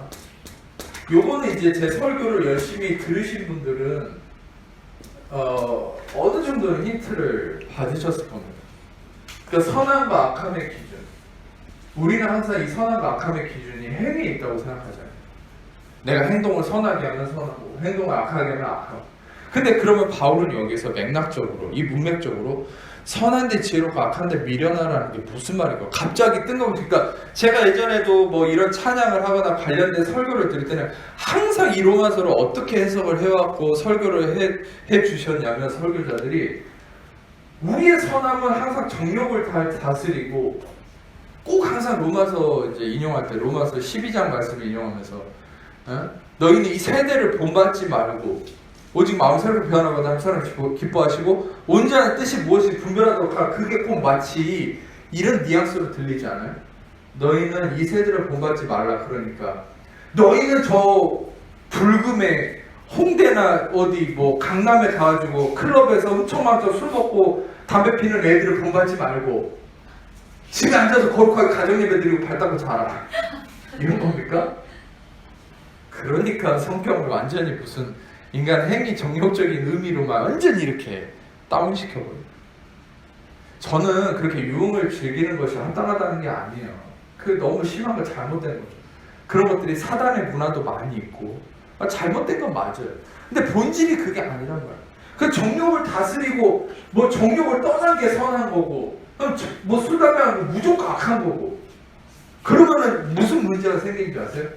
그럼 나는 맨날 경건하게 살고 집에서 경건하게 맨날 그 기도 생활 잘하고 그러면 나는 선하고 나는 뭐 순간순간 음란한 생각도 하고 나는 사치도 부리고 남하고 다투면 나는 악한 겁니까? 그러니까 기준이 어떻게 돼버려요? 내 행위가 기준이 돼버리잖아요. 내 경건성이 기준이 돼버리잖아요. 그게 경건주의예요. 그게 율법주의예요. 모든 거를 그 경건주의, 율법주의 안에서 선함과 악함을 판단해버리니까 여러분 진정한 선이 안 나오는 거예요. 이게 바로 성령께서 근심하는 문제가 되거든요. 예. 여러분이 알아야 될 것은 여기 이 로마서에서 선함과 악함의 기준은 그게 아니에요. 문맥적으로도 지금 악하다, 분쟁을 일으킨다, 문제를 일으킨다. 그게 무엇을 기준으로 하는 겁니까? 하루 율법주의자들을 얘기하는 거예요.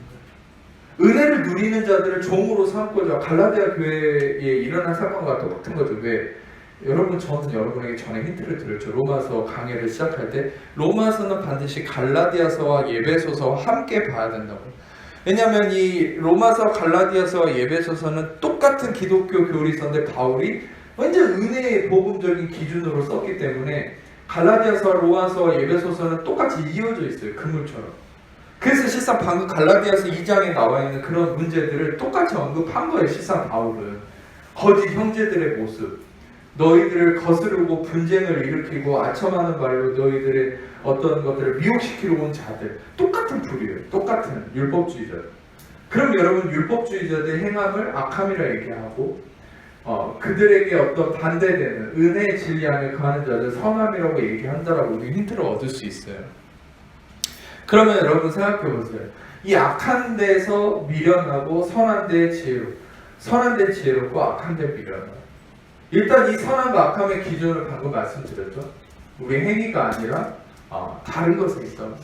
네, 선함과 악함의 기준은 우리가 얘기하는 경건주의가 아닙니다. 자, 그러면 거기에 대한 부분을 한번 우리가 이제부터 힌트를 좀 얻어가 보도록 하겠습니다.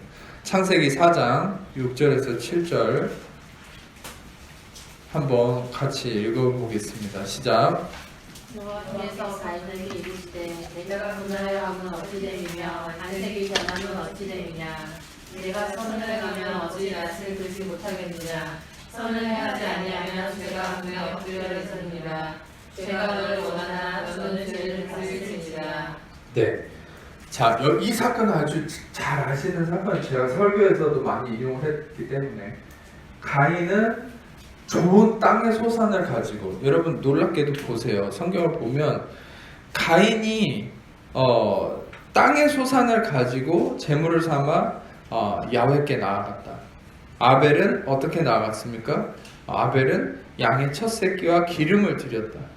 근데 하나님께서는 가인의 제물을 받지 않으셨죠. 일단 가장 큰 답은 나와 있죠. 왜 하나님께서 가인의 제물을 받지 않으셨어요?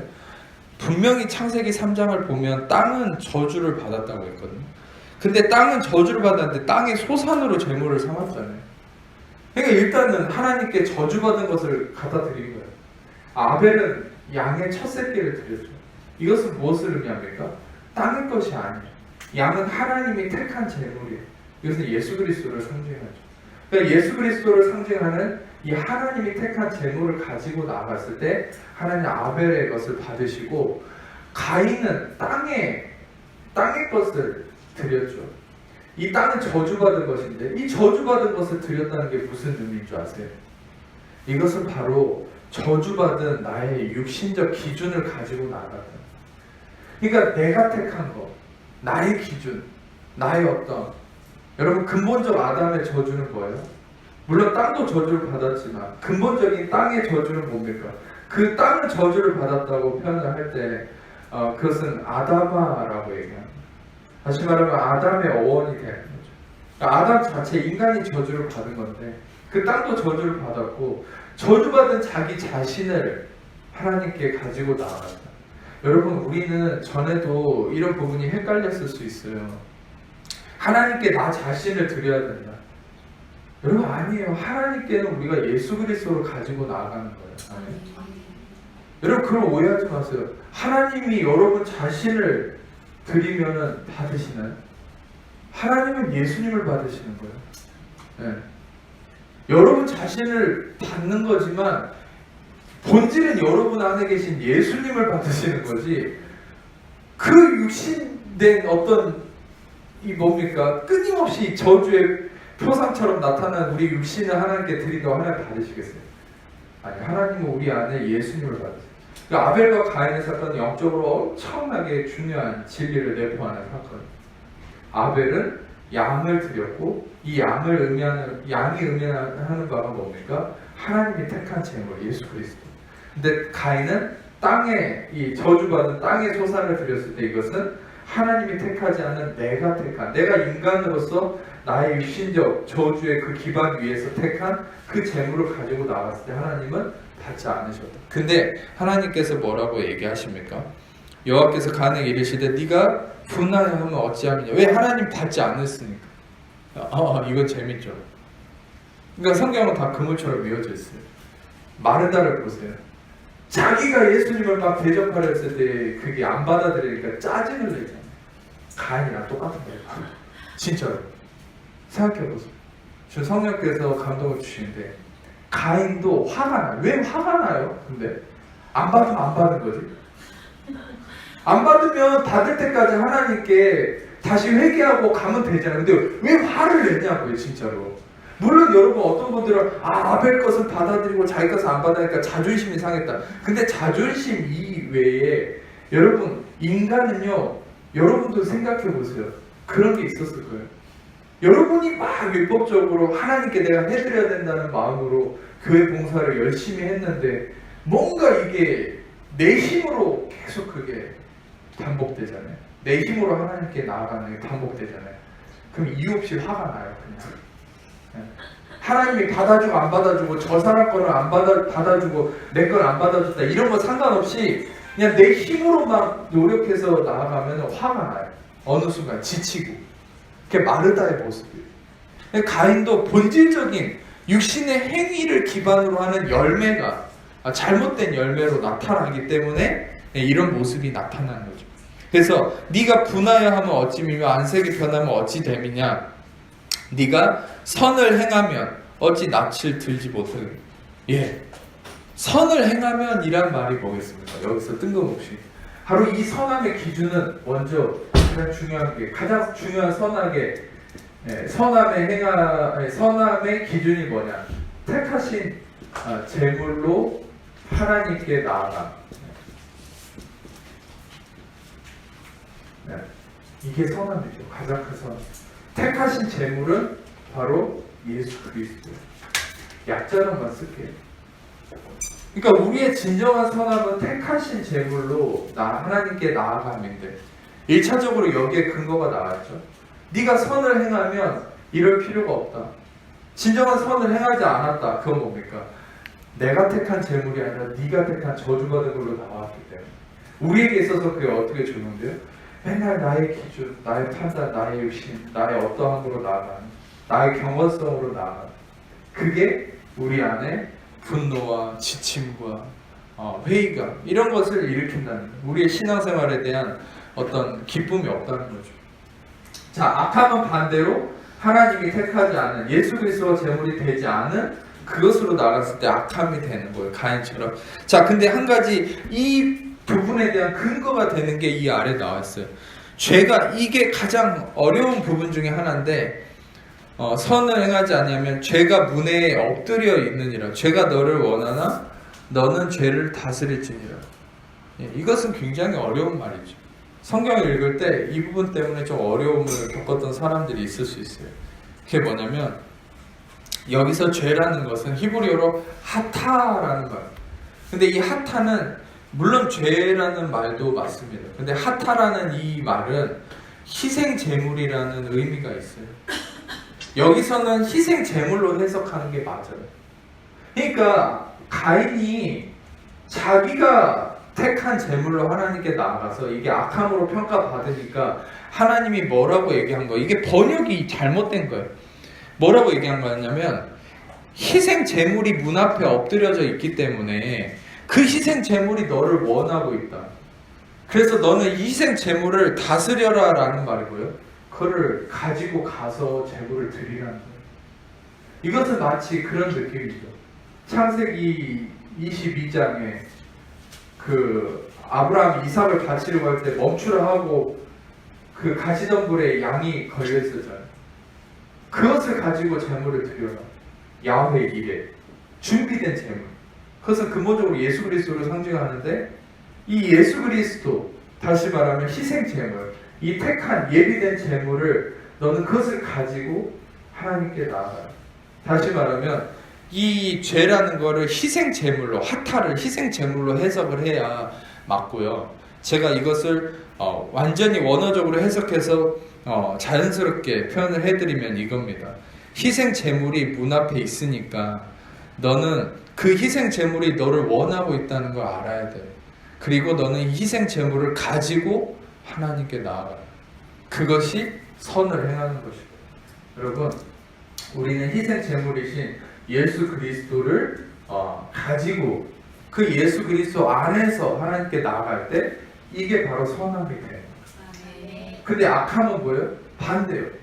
가인처럼 희생 제물이 아니라 내가 나의 희생으로, 나의 대가집을, 나의 어떠함, 나의 경건성, 나의 어떤 능력으로 나아가려고 할 때 그것은 분이 일어나고 악함이 된다는 거죠. 자, 사무엘상 15장 19절에서 23절인데 시간 관계상 이제 눈으로 보겠습니다. 다 설교 시간에 한 번씩 다뤘던 내용이지만 이제 연관성을 위해서 이제 한 번씩 훑어보는 겁니다. 사무엘상 15장 19절에서 23절을 보면 전에도 이 배경 설명을 드렸듯이 아말렉과의 전투에서 하나님은 분명히 사울에게 그 전투를 이기면 거기에 있는 모든 걸 다 죽이라, 버리라, 다 죽이라고 했어요. 근데 사울이 보니까 이제 여기서부터 마음의 기반이 이미 자기의 자아가 중심이 되어 있는 거예요. 하나님 말씀이 아니에요. 그러니까 자기가 보니까 좋은 게 많아요. 전리품. 그러니까 거기서 좋은 걸 빼다가 그걸 가지고 번제를 드리려고 하는 거예요. 근데 또 번제는 원래 제사장의 직무인데 고유한. 사무엘이 안 와요. 그러니까 자기가 드려버렸어요. 또 모든 걸 다 어긴 거예요. 지금 죽이라 했는데 자기 기준으로 선택해서 그 재물을 가지고 자기가 또 번제를 가지고 나와버려요. 이게 어떤 면에서 우리의 신앙생활의 모습과 연관이 되는 부분이죠. 하나님을 기다리고 그 기다리는 그리스도의 행하심을 기다려야 되는데 기다리다 안 오니까 내가 내 기준으로 딱 판단해서 결정해서 내가 움직여버려요. 이 사울의 이런 모습은 뭡니까? 인간의 극단적 자아의 표상이에요. 육신적 자아의 표상이죠. 자, 그런 상황에서 어찌하여 왕이 여호와의 목소리를 청종하지 아니하고 탈취하기만 급해서 여호와께서 악하게 여기시는 일을 행하나이까? 여호와께서 악하게 여기시는 일이 뭐죠? 여호와의 목소리를 청종하지 않았다. 여호와의 목소리를 청종한다는 거. 그러면서 나중에 뭐가 나옵니까? 순종이 제사보다 낫고 듣는 것이 수양의 기름보다 낫다. 네, 여러분, 이 말씀의 중심은 전에도 설교했듯이 어떤 의미가 있냐면 하나님이 인정하시는 것은, 하나님이 원하시는 것은 하나님이 택한 재물을 가지고 나오기를 원하신 거지, 우리가 보기에 좋은 것을 가지고 우리가 원할 때 하나님께 그냥 이 좋은 재물을 갖다 바치는 게 아니라 하나님이 택한 재물. 근데 우리는 영적 의미로 하나님의 택한 재물은 한 가지밖에 없어요. 예수 그리스도밖에 없어요. 여기에 대한 힌트가 창세기 22장에 나왔어요. 아까 거기 이삭이 그 번제를 이제 자기가 다쳐질 걸 모르고 나무찜을 짊어지고 모리아산에 올라갈 때 아버지한테 묻죠. 아버지, 재물은 어디 있습니까? 네, 아브라함이 뭐라고 답합니까? 하나님이 그가 쓰실 재물을 친히 준비하십니다. 그가 택하신 재물을 그분이 친히 준비하십니다. 여러분, 재물은요, 우리가 준비한, 우리가 택한 것이 아니라 그분이 친히 준비하신 택한 재물, 예수 그리스도. 예수 그리스도를 택한 재물로 인정하고 나아감이 선함이고, 그렇지 않고 내가 재물이 돼서 나의 속량과 나의 대가집을, 나의 어떠함, 나의 기준, 나의 판단, 그 아담처럼 그게 빠진 그게 악함. 그게 이제 지금 여기 사무엘상에서도 19절을 보면 다시 한번 언급할게요. 여호와께서 악하게 여기시는 일을 행했다. 예, 그게 바로 인간의 기준으로 했다는 거예요. 네. 자, 이사야 5장을 보시면 우리 인간의 우둔함이 나와 있습니다. 이사야 5장 눈으로만 좀 참고를 하고 넘어가겠습니다. 이런 부분에 선과 악이 있는데 인간은 자기의에 매여있기 때문에 어떻게 한다고 이사야는 예언을 하면서 말씀을 전합니까? 5장 20절을 보면 악을 선하다 하며 선을 악하다 하고 흑암으로 광명을 삼으며 광명으로 흑암을 삼고 쓴 것으로 단 것을 삼고 단 것으로 쓴 것을 삼는 자들은 화 있다. 이게 뭐예요? 모든 기준은 하나님께 있어요. 하나님이 기준이어서 하나님이 악을 악이라고 하고 선을 선이라 하고 흑암을 흑암이라고 광명을 광명이라고 하는 건데 인간은 악해가지고 그 악을 선하다 하는 거예요. 선을 악하다 하고 흑암을 광명이라 하고 이게 왜 이렇게 표현했을까요? 여기 이 뭡니까 이사야 5장을 문맥적으로 읽어보면 그 말이에요. 하나님의 기준과 너무 인간이 다르다는 거예요. 자기 의 때문에. 인간의 악함 때문에. 결국 이 말이죠. 인간의 죄악이 물론 어떤 분들이 이게 인간의 죄악 때문이라고 얘기하는 분이 있을 수 있지만 여러분 생각해 보세요. 이 말씀을 잘 보시면은 인간의 죄악이 어디서 나왔는지를 설명을 하고 있어요. 그건 뭐냐? 인간의 자기의 때문에. 그게 이사야 64장 6절의 말씀을 보시면은 이사야 64장 6절은 전에도 제가 한번 언급을 한 적이 있죠. 64장 6절을 같이 읽어보세요. 시작. 우리는 다 부정한 자 같아서 우리의 의는 다 더러운 옷 같으며 우리는 다 이사리같이 시든으로 우리의 죄악이 바람같이 우리를 몰아가나이다. 네, 우리는 다 부정한 자 같아서 우리의 의는 더러운 옷과 같다. 여기서 더러운이란 말은 에드 히브리어로 이거는 여성의 월경을 의미하는 말이고 옷은 베게드라는 말인데 덮개나 헝겊을 의미하고 이것은 더러운 옷이다라는 것은 여성의 생리대를 의미하는 거예요. 심지어 이것은 뭐냐면 생산하지 못하고 생명을 이루지 못한 죽어있는 그런 의미예요. 생리대를 의미하는 거예요. 다시 말하면 죽은 피를 받는 어떤 그것이 묻어진 옷. 이것은 무엇을 의미합니까? 인간의 의는 이만큼 아무것도 생명을 이루어낼 수 없는 부정한 그리고 이것은 율법적으로도 이렇게 표현해서 여성들만 모인 곳에서 미안하지만 율법에 그렇게 명시가 돼 있잖아요. 여성이 월경을 하면 영혼 밖으로 쫓아내버렸죠. 부정하다고. 그러니까 다시 말하면 이것은 그런 의미예요. 부정하다는 그 말 그대로 하나 되지 못함. 하지만 우리의 의가 인간의 의가 그렇다는 거예요. 인간의 의가 부정하다는 거예요. 근데 그 인간의 의로 인해서 우리의 죄악이 바람같이 우리를 몰아간다는 거예요. 죄악은 인간의 의 때문에 생기는 거예요. 우리 인간의 의의 악함 때문에 하나님과 분리되고 하나님과 다른 기준을 삼아서 인간은 끊임없이 악행을 저지르고 살아왔다라는 게 이런 본질이라는 사실이죠. 자, 여러분 우리가 말씀을 하나 더 보도록 하겠습니다. 자, 누가복음 18장 말씀 18절에서 20절 이 부분도 좀 중요하기 때문에 이거를 이제 나누고 마무리하겠습니다. 누가복음 18장 18절에서 20절 같이 읽겠습니다. 시작. 어떤 관리가 물어 이르되 선한 선생님이여 내가 무엇하여야 영생을 얻으리이까. 예수께서 이르시되 내가 어찌하여 나를 선하다 일컫느냐. 하나님 한 분 외에는 선한 이가 없느니라. 내가 계명을 안 하니 간음하지 말라, 살인하지 말라, 도둑질하지 말라, 거짓 증언하지 말라, 내 부모를 공경하라 하느니라. 네. 이 관리는 이제 전에도 설명했듯이 누가복음 18장 제가 많이 인용했잖아요. 근데 18장에 부자 관리가 나오는데 처음에 접근이 어떻게 됐습니까? 선한 선생님이요. 근데 이렇게 얘기를 하니까 예수님이 왜 나를 선하다고 하느냐? 그러면은 좀 이재왕 목사의 설교랑 부딪히죠. 제가 예수님만이 선한 분이라고 했는데 예수님은 스스로가 왜 나를 선하다고 하느냐? 하나님 한 분 외에는 선한 분이 없다. 근데 이게 무슨 의미인지를 해석을 해드릴게요. 선한 선생님이여 라고 불렀을 때 이 부자 관리의 의도가 뭘까요? 이 부자 관리의 의도는요, 선하다는 기준이 어디 있는 거예요? 자기 행위에 있어요. 그러니까 하나님이 악하다고 하는 걸 선하다고 생각하는 거예요.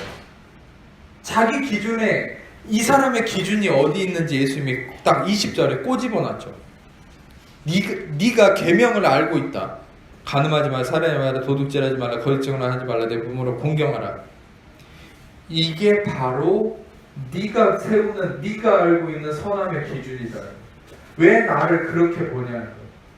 예수라는 자기 자신을, 예수님 뭐라고 지금 표현하고 있냐면, 예수라는 자기 자신의 선함을 뭡니까? 이 사람은 선한 선생님이라고 표현했을 때 진짜 예수님의 본질적 선함을 받아들이는 것이 아니라 어린 양의 우리의 속죄 제물로서 우리의 어떤 속량하는 자로서의 선함의 기준으로 보는 게 아니라 이 부자 관리는 자신의 선함의 기준, 자신의 어떤 이 행위적 지침을 지키고 안 지키고의 이 선함의 기준으로 예수님을 보기 때문에 예수님은 어떻게 바로잡아 줍니까? 네가 어찌해서 나를 선하다 하느냐? 하나님 한 분에는 선한 이가 없다. 이 말은 뭐예요? 네가 선하다고 얘기하는 그 선함의 기준으로 나를 보지 말아라. 선함의 온전한 기준은 바로 하나님 한 분, 그분이 인정하신 택한 제물로 나아가는 이 선함이 진짜 선함의 기준이다. 이해가 되십니까? 네. 이 부자 관리는 자신의 이 하나님 악하다고 하는 것을 선하다고 생각하는 거예요. 예수님조차 그렇게 보고 있는. 여러분도 그렇지 않습니까? 우리가 배워왔던 수많은 교리나 신학이나 설교나 여러분이 알아왔던 교회의 모든 전통과 그런 것들은 실상 이 부자 관리와 같은 마음이었을 수 있어요. 그래서 부자 관리처럼 그런 마음을 가지고 여러분도 이렇게 이 부자 관리처럼 예수님한테 대하는 거예요. 선한 선생님. 세상 어떤 면에서 여러분한테는 물론 여러분 자신이 구원은 받았지만 예수님을 진정한 구원자가 아니라 여러분들은 어쩌면 때로는 예수님을 이 사람처럼 선한 선생님으로만 인정했을 수도 있다. 왜? 여러분이 모든 기준이 행위에 있다면 예수님을 행위로 보는 거예요. 행위로 판단하고 예수님은 나보다 착한 분이야 이렇게 생각하는 거예요. 그러니까 예수님이 뭐라 했어요? 아니 그게 아니라고. 네가 왜 나를 선하다고 하느냐? 네가 나를 선하다고 하면 그 선한 건 기준이 잘못된 거야. 오직 하나님 한 분만이 선하신 거예요. 근데 이 말은 뭐예요? 하나님이 얘기하는 그 기준만이 선함의 기준이 될 수 있다는 거예요. 네, 여기서 명확하게 그 진리를 얘기하고 있잖아요. 네, 로마서 5장 18절. 빨리 찾으신 분부터 그냥 분만 같이 읽도록 하겠습니다. 시작.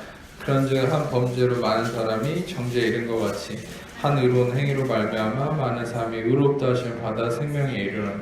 네, 한 의로운 행위로 말미암아 많은 사람이 의롭다 하심을 받아. 의로운 행위, 선한 행위. 여러분 이 선함과 선한 행위는 우리에게서 나온 게 아니에요. 오직 예수 그리스도만이 의로운 행위를 하셨고 예수 그리스도만이 선한 행위를 하셨습니다. 여러분 이걸 아셔야 돼요. 우리를 통해서 나오는 선한 행위와 의로운 행위는 우리가 한 게 아니라 너희 안에서 행하시는 이는 하나님이시니 그 기쁘신 뜻을 위해서 우리 마음에 소원을 두고 행하게 하시나니. 우리 안에서 에네르기요, 다시 말하면 우리 안에서 행하시는 이는 하나님이시고 예수님이시고 성령님이시고, 결국 여러분을 통해 의로운 행위와 선한 행위가 나온 건 내가 한 게 아니라 내 안에 그리스도가 하신 것이지. 결국 그건 뭡니까? 모든 선함의 기준은 예수 그리스도에 있고 그분이 바로 선함, 의로운 행위, 그분이 하시는 거예요. 우리는 그분에게 나를 내어드리는 것입니다. 나를 통해서 나타나는, 바울처럼 자신이 질그릇임을 얘기하면서 이 질그릇 같은 나에게, 질그릇 안에 보화를 두셨다. 여러분 안에 보화, 예수 그리스도를 하나님 두신 것입니다. 그리고 여러분을 통해서 그리스도가 의로운 행위를 해 나가시는 것이에요. 그게 뭐냐? 빌립보서 1장 6절. 빌립보서 1장 6절 같이 읽겠습니다. 시작. 너희 안에서 천한 일을 시작하시니까 그리스도 예수의 날까지 이루실 줄을 우리가 확신하노라. 예, 너희 안에서 착한 일을 그리스도가 하신 거예요. 선한 일을, 착한 일을 내가 하는 게 아니라 그리스도가 하신 거예요. 여러분이 착한 일을 한다는 건 악함이 돼버립니다. 여러분 항상 이걸 잘 기억하세요. 여러분이 계획하고 노력해서 여러분이 의롭다고 생각하면서 분명히 또 내가 기준이 되면 스스로가 의롭다라고 여기게 돼요. 아, 나 이 정도 했네. 근데 그것은 악함이 돼버려요. 근데 진정한 선은 뭐예요? 바로 그리스도가 여러분을 통해서 그분의 일을 해나가시는 게 선함이 되는 거예요.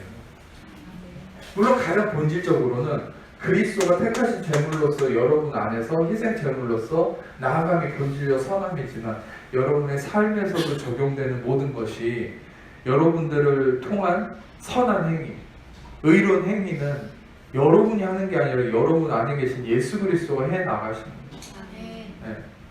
예수 그리스도가 어떻게 해 나가십니까? 여러분을 통해서. 네, 갈라디아서 6장 8절. 갈라디아서 6장 8절. 6장 6절부터 10절까지인데 마지막이니까 이거 같이 읽어보도록 하겠습니다. 갈라디아서 6장 6절에서 10절까지 시작. 다른 다른 자는 말씀을 가르치는 자와 모든 좋은 것을 함께하라. 스스로 속이지 말라. 하는 것 간격임을 받지 아니하시나니 사람이 무엇을 심든지 그대로 거두리라. 자기 육체를 위하여 심는 자는 육체로부터 썩어질 것을 거두고 성령을 위하여 심는 자는 성령으로부터 영생을 거두리라. 우리가 선을 행하되 낙심하지 말지니 포기하지 않으면 때가 이르게 거두리라. 그러므로 우리는 주의하는 대로 모든 일에 착한 일을 하되 더 믿음의 가정들에게 살자. 이 오늘 지금 읽은 이 부분이 굉장히 설교자분들이나 또 성도님들도 하나하나씩 떼가지고 별 말도 안 되는데 제일 많이 적용하는 구절이 요거예요. 근데 여러분 생각해보세요. 일단 맥락은 이거는 이거를 심는 대로 심든지 그대로 거둔다 이런 얘기 가지고 또 이제 막 사람 협박하는 데도 많고 또 뭡니까? 선을 행하되 낙심하지 말지니 포기하지 않으면 때가 이른다 이러면서 여러분 열심히 선을 행하십시오. 하나님 언젠가 기억해 주시네요. 딱 말도 안 되게 해석을 해가지고 적용하는 사람들이 참 많아요. 누구 특정인이 아니라 대다수가 그래요. 근데 제가 맨날 얘기했잖아요. 제발 문맥으로 생각해야 되고 이걸 쓴 바울이 성령에서 어떤 의도로 가지고 적은지를 알아야 되는데 왜 이것만 따로따로 이게 띄어야 됩니까? 갈라디아서 6장은 뭐냐면 잘 보세요. 가르침을 받는 자는 말씀을 가르치는 자 모든 좋은 것을 함께. 이 당시 상황이 뭐냐? 바울이 은혜를 몽땅 은혜 복음을 저처럼 이렇게 맨날 전하고 교회마다 세미나하고 계속 아침부터 저녁까지 강론하고 엄청난 사역을 은혜 복음의 사역을 해서 갈라디아 교회가 든든히 서가고 있었는데 율법주의자들 와가지고 막 할례를 받아야 돼, 율법을 지켜야 돼 강조를 하니까 바울이 떠난 사이에 갈라디아 교인들은 또 멍하니 거기에 미혹당하는 거예요. 그래가지고 진짜 지켜야 되나? 율법을 저 받아들여야 되나? 그러면서 어떤 문제가 생기냐면 원래 이 당시의 전통은 뭐냐? 말씀을 받은 자들에게 헌금을 합니다. 그럼 말씀을 받은 자들은 어떻게 생계를 유지하냐면 헌금을 받아서 그 헌금으로 같이 물질이 흘러감으로 생계를 유지하는 거예요. 그러면 이 말씀을 전하는 자들, 바울이 인정하는 말씀은 뭐예요? 은혜의 말씀이죠. 근데 은혜의 말씀을 전하는 이 제자들이 있었어요. 바울의 제자. 그러면 성도들은 그 말씀의 은혜를 받고 함께 재정을 나눠서 헌금을 함으로 연보를 받아서 그것이 이제 교회 안에 흘러갔던 거예요. 근데 여러분 문제가 어떻게 돼요? 그 율법주의자들이, 그 이단들이 와서, 거짓 형제들이 와서 속이는 것에 성도들이 넘어가서 이제 그 헌금을 어디다 하기 시작한 거예요? 믿음의 은혜의 말씀을 전하는 자들이 아니라 이 율법주의자들한테 헌금을 하기 시작한 그 고증, 이런 배경을 모르신 거죠, 그동안. 근데 이런 상황 속에서 바울이 뭐라고 얘기합니까? 가르침을 받는 자는, 말씀을 가르치는 자와 모든 좋은 것을 함께하라. 이게 뭐냐? 은혜도 나누고 헌금도 나누고 이 얘기를 하는 거예요, 지금. 이 말씀을 가르치는 자는 것, 진정한 은혜의 말씀을 가르치는 자를 염두에 두는 거예요. 그리고 스스로 속이지 말라. 하나님 없인 여김 받지 아니하시나니 사람이 무엇으로 심든지 그대로 거두리라. 왜 이런 얘기를 할까요? 그러면서 아래 8절에 나왔죠. 자기 육체를 위해 심는 자가 육체로부터 썩어질 것을 거두고 성령을 위해 심는 자가 성령으로부터 영생을 거둔다. 육체를 위해서 심는 게 뭐예요, 지금? 바로 율법주의자들의 그 잘못된 가르침을 받아들이고 그것에 너희의 물질을 싣지 말라는 거예요. 문맥적으로 이 말씀에 배경적으로 지금 이걸 정확하게 이해하셔야 돼요. 그리고 성령을 왜 싣는다는 거예요? 성령 안에서 은혜의 말씀을 전하는 자들에게 물질을 심으라는 거예요. 그러면 영생을 거둔다. 다시 말하면 이것은 또 싣는다는 게 물질만이 아니라 너의 마음을 거기에 두라는 거예요. 그럼 거기서 영생을 얻지만 육체, 즉 율법적인 것에 너의 마음을 빼앗기면 썩어질 것을 거두게 되는 거예요. 그런 의미를 얘기하는 가운데 우리가 선을 행하되 낙심하지 말지니 포기하지 아니하면 때가 이르면 거둘. 이 선이 뭐겠어요? 이 선이 바로 그리스도의 은혜의 말씀에 나타남이죠. 이것을 전하고 나아갈 때, 받아들이고 나아갈 때 너희가 낙심하지 마라. 여러분 왜 이런 얘기를 했을까요? 항상요, 은혜의 말씀은 이렇게 막 보여지는 화려함이 아닙니다.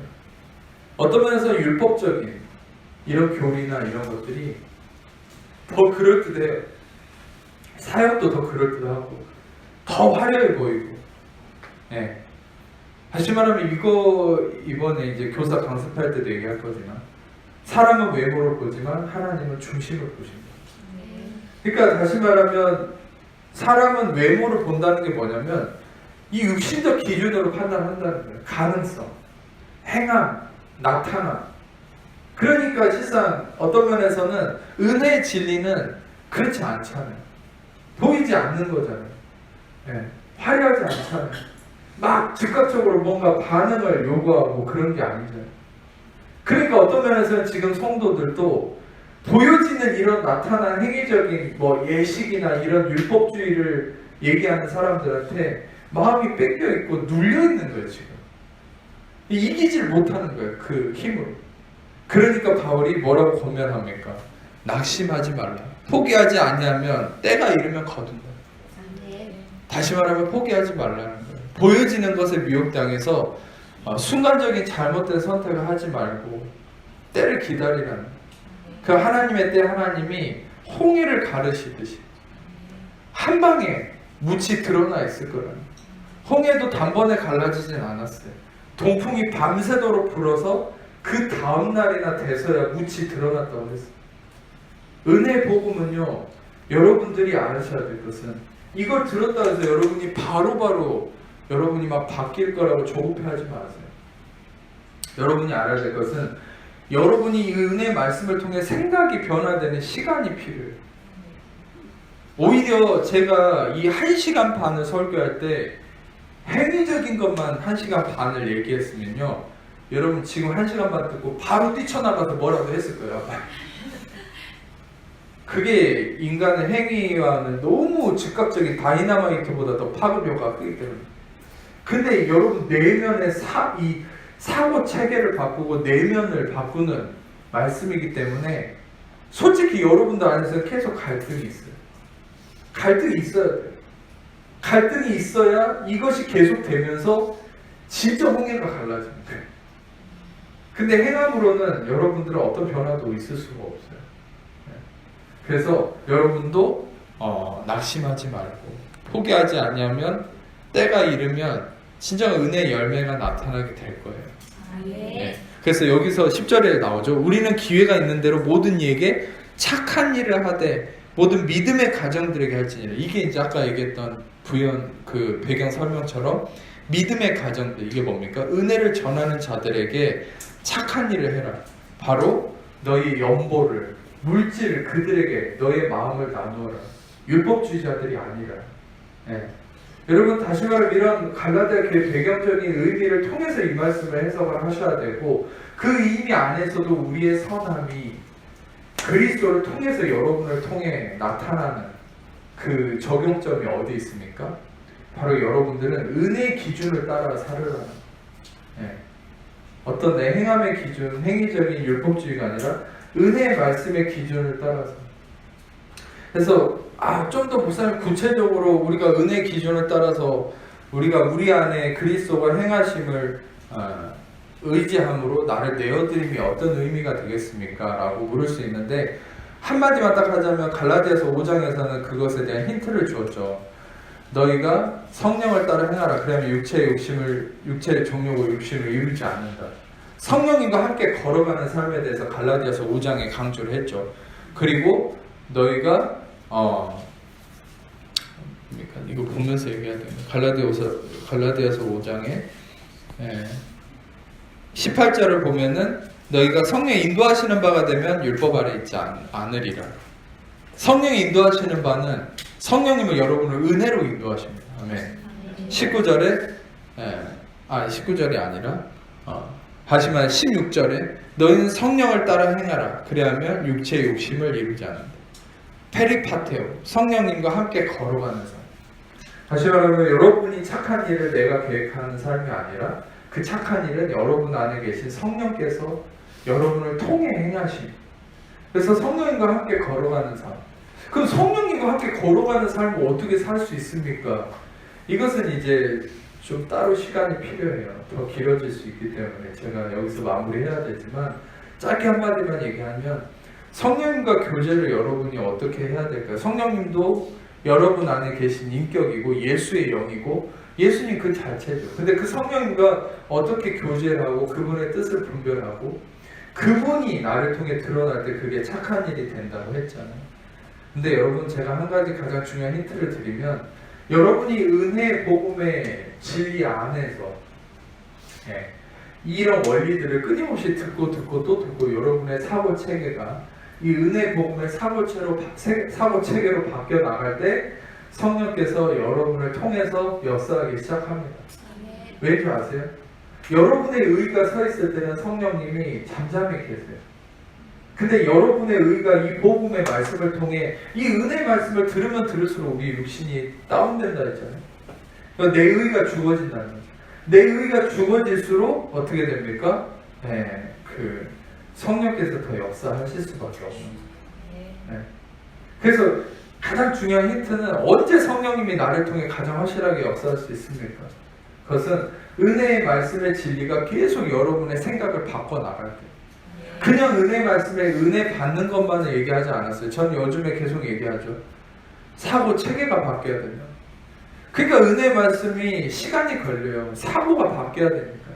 근데 여러분의 사고 체계가 점점 바뀌어 나갈수록 은혜의 복음의 시스템으로 사고 방식이 사고 체계가 바뀐다는 건 생각의 습관이에요. 생각의 흐름이 바뀌는 거예요. 생각의 흐름이 바뀔수록 내 의가 무너지고 내 의가 무너질수록 어떻게 됩니까? 성령이 내 안에서 일하기 시작하는 거예요. 들리지 않던 음성이 들리기 시작해요. 뭔가 내 의지와 상관없이 성령의 다스리심 속에 행하게 되는 일들이 늘어나게 되는 거예요. 그게 내 의가 죽어짐을 표상해요.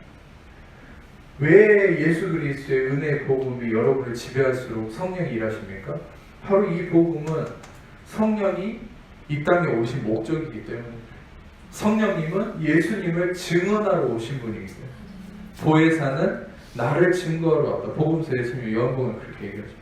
그 보혜사는 나를 증언하러 오죠. 여러분이 은혜의 복음 예수 그리스도를 들으면 들을수록 여러분 안에 성령이 일하기 시작합니다. 저는 여러분들에게 이 부분을 좀 강조하고 싶은 이유는 많은 은사주의를 통해서 오해하는 부분이 많기 때문이에요. 왜냐? 성령이 역사하기 위해서는 내가 막 이런 체험에 집중해야 되고 이런 원리를 활용해야 되고 물론 그런 것들이 도움이 될 수도 있어요. 성령과 교제를 시도하고 물론 도움이 될 수도 있어요. 그 본질은 그게 아니에요. 본질은 은혜 복음을 통해서 여러분의 사고 체계가 은혜 복음으로 바뀌어가면서 육의 사고 체계가 아닌 영의 사고 체계로 바뀌어가면서 여러분의 의의가 무너질수록 성령이 일하신다. 그러면 성령이 일하시면 그 성령이 여러분을 통해서 착한 일을 하신다. 네. 그래서 로마서 8장에 그러죠. 육신의 생각은 사망, 영의 생각은 생명과 평안이, 육신의 생각은 하나님과 원수가 되나니 이는 하나님 법에 굴복치 아니할 뿐 아니라 할 수도 없다. 육신에 있는 자들은 하나님을 기쁘시게 할 수 없다. 여러분 생각해 보세요. 육신의 생각은 사망이에요. 영의 생각은 생명과 평안, 육신의 생각은 하나님과 원수가 되나니 이는 하나님 법에 굴복치 아니할 뿐 아니라 할 수도 없다. 육신의 생각이라는 게 뭐겠어요? 육적 사고체계예요. 늘 나의 행위의 기준. 그러나 은혜의 기준, 은혜의 방식. 그러니까 제 설교를 계속 들으면서 은혜의 사고체가 뭔지를 힌트를 얻으세요. 네. 지금 입이 아파서 계속 반복해서 설명 못하겠어요. 힘이 빠져가지고. 이제 설교를 들어보세요. 그러면은 그 모든 설교가 다 영의 사고체계가 뭔지를 이제 캐치를 하실 거예요. 그러면 그 영의 사고체계가 됐을 때 어떻게 됩니까? 이는 하나님 법에 굴복하게 된다는 거예요. 그 하나님 법이 뭔지 아세요? 거기서 얘기하는 율법이 아닐 거예요. 생명의 성령의 법인 예수 그리스도, 성령님께 굴복하게 된다는. 그러면 성령이 여러분을 지배해 나간다는 거죠. 네. 언제? 여러분이 이 영의 생각, 네. 육신의 생각이 아닌 영의 생각, 영의 생각으로 바뀌려면 계속 여러분이 말씀을 듣기만 할 게 아니라 듣고 메모도 해보시고 적용하시고 씨름을 해야 돼요. 제가 이것만 좀 얘기를 하고 마칠게요. 많은 분들이 말씀을 많이 들어주시고 은혜를 받고 계신데 저는 이제 어느 부분, 어느 정도 좀 한계점에 봉착했다고 생각해요. 그게 뭐냐, 듣고 이제 그냥 흘려버리는 거예요. 이제는 제가 한 가지 더 잔소리를 하자면 듣고 씨름을 해야 돼요. 그거랑 그 말씀이랑. 말씀을 씨름을 한다는 게 뭐냐, 궁금한 걸 막 메모를 하고 이제 저한테 막 묻고 여러분 막 이거에 대한 티칭을 받아야 돼요. 끊임없이 깨트려짐이 있어요. 그래야 사고가 바뀌어요. 근데 듣고 와 은혜롭다 그러고서 그냥 또 막 이제 내 생각대로 살면 그냥 흘러버리는. 저번에 설교했잖아요. 마음밭의 비유를 설교한 것처럼 마치 길가, 바위 위, 가시덤불에 떨어진 씨처럼 돼버리는. 들었으면 그것과 이제 씨름을 해야 돼요. 어떻게 씨름을 합니까? 여러분들은 그 말씀이 무엇을 의미하는지, 또 나에게 어떻게 이 은혜의 말씀이 적용되는지, 이 말씀을 계속 내 사고체계 안에, 그래서 어떻게 이 말씀과 적용해서 내 사고를, 생각을 바꿔야 되는지를, 이거를 묵상을 해야 돼요. 공부를 해야 돼요. 그냥 듣고 끝내지 마세요. 계속 듣는 것도 중요하죠. 듣는 건 기본이에요. 이제는 여러분이 그것을 깊이 있게 묵상을 하셔야 돼요. 말씀을 들으면서. 그래야 사고가 바뀌어요. 생각이 바뀌지 않으면 여러분들은 은혜 말씀을 들어도 다 흘려버릴 수밖에 없어요. 네. 그것이 여러분의 마음을 지키는 길입니다. 오늘은 여기까지 말씀을 나누고요. 시상 제가 아까도 말씀드렸듯이 로마서는 시상 오늘로서 이제 마무리를 할 수밖에 없습니다. 네. 마무리가 된 거죠. 그래서 이제 이 다음에는 여러분과 어떤 것을 나눌지 좀 성령께 구하면서 찾아보도록 하겠습니다. 그래서 여러분들 또 오늘 설명이 좀 미흡했으면 여러분들이 설교 파일이 올라가면은 그 들으면서 좀 더 묵상을 해보셨으면 좋겠고, 여러분들에게 한 가지 더 권면하고 싶은 것은 항상 궁금한 거나 여러분들이 의문이 생기는 게 있으면 저에게 질문을 항상 해주세요. 그게 왜냐면 저도 전달자이기 때문에 제가 이렇게 말이 꼬일 때가 있어요, 가끔. 그래서 여러분들이 또 설교 파일을 들으면서 또 저에게 정확하게 질문을 하시면 여러분들이 더 확실한 진리의 깨달음이 있을 거라고 생각합니다. 제가 기도하겠습니다. 하나님 감사합니다. 귀한 말씀을 통하여서 우리에게 또 하나님의 귀한 뜻과 마음을 알게 하시니 감사합니다. 또 우리의 이 모든 또 심령 안에 이 은혜의 말씀이 30배, 60배, 100배로 차고 넘치게 열매 맺도록 인도하시고 역사해 주옵소서. 모든 영광 주님께 올려드리며 우리 사랑하시는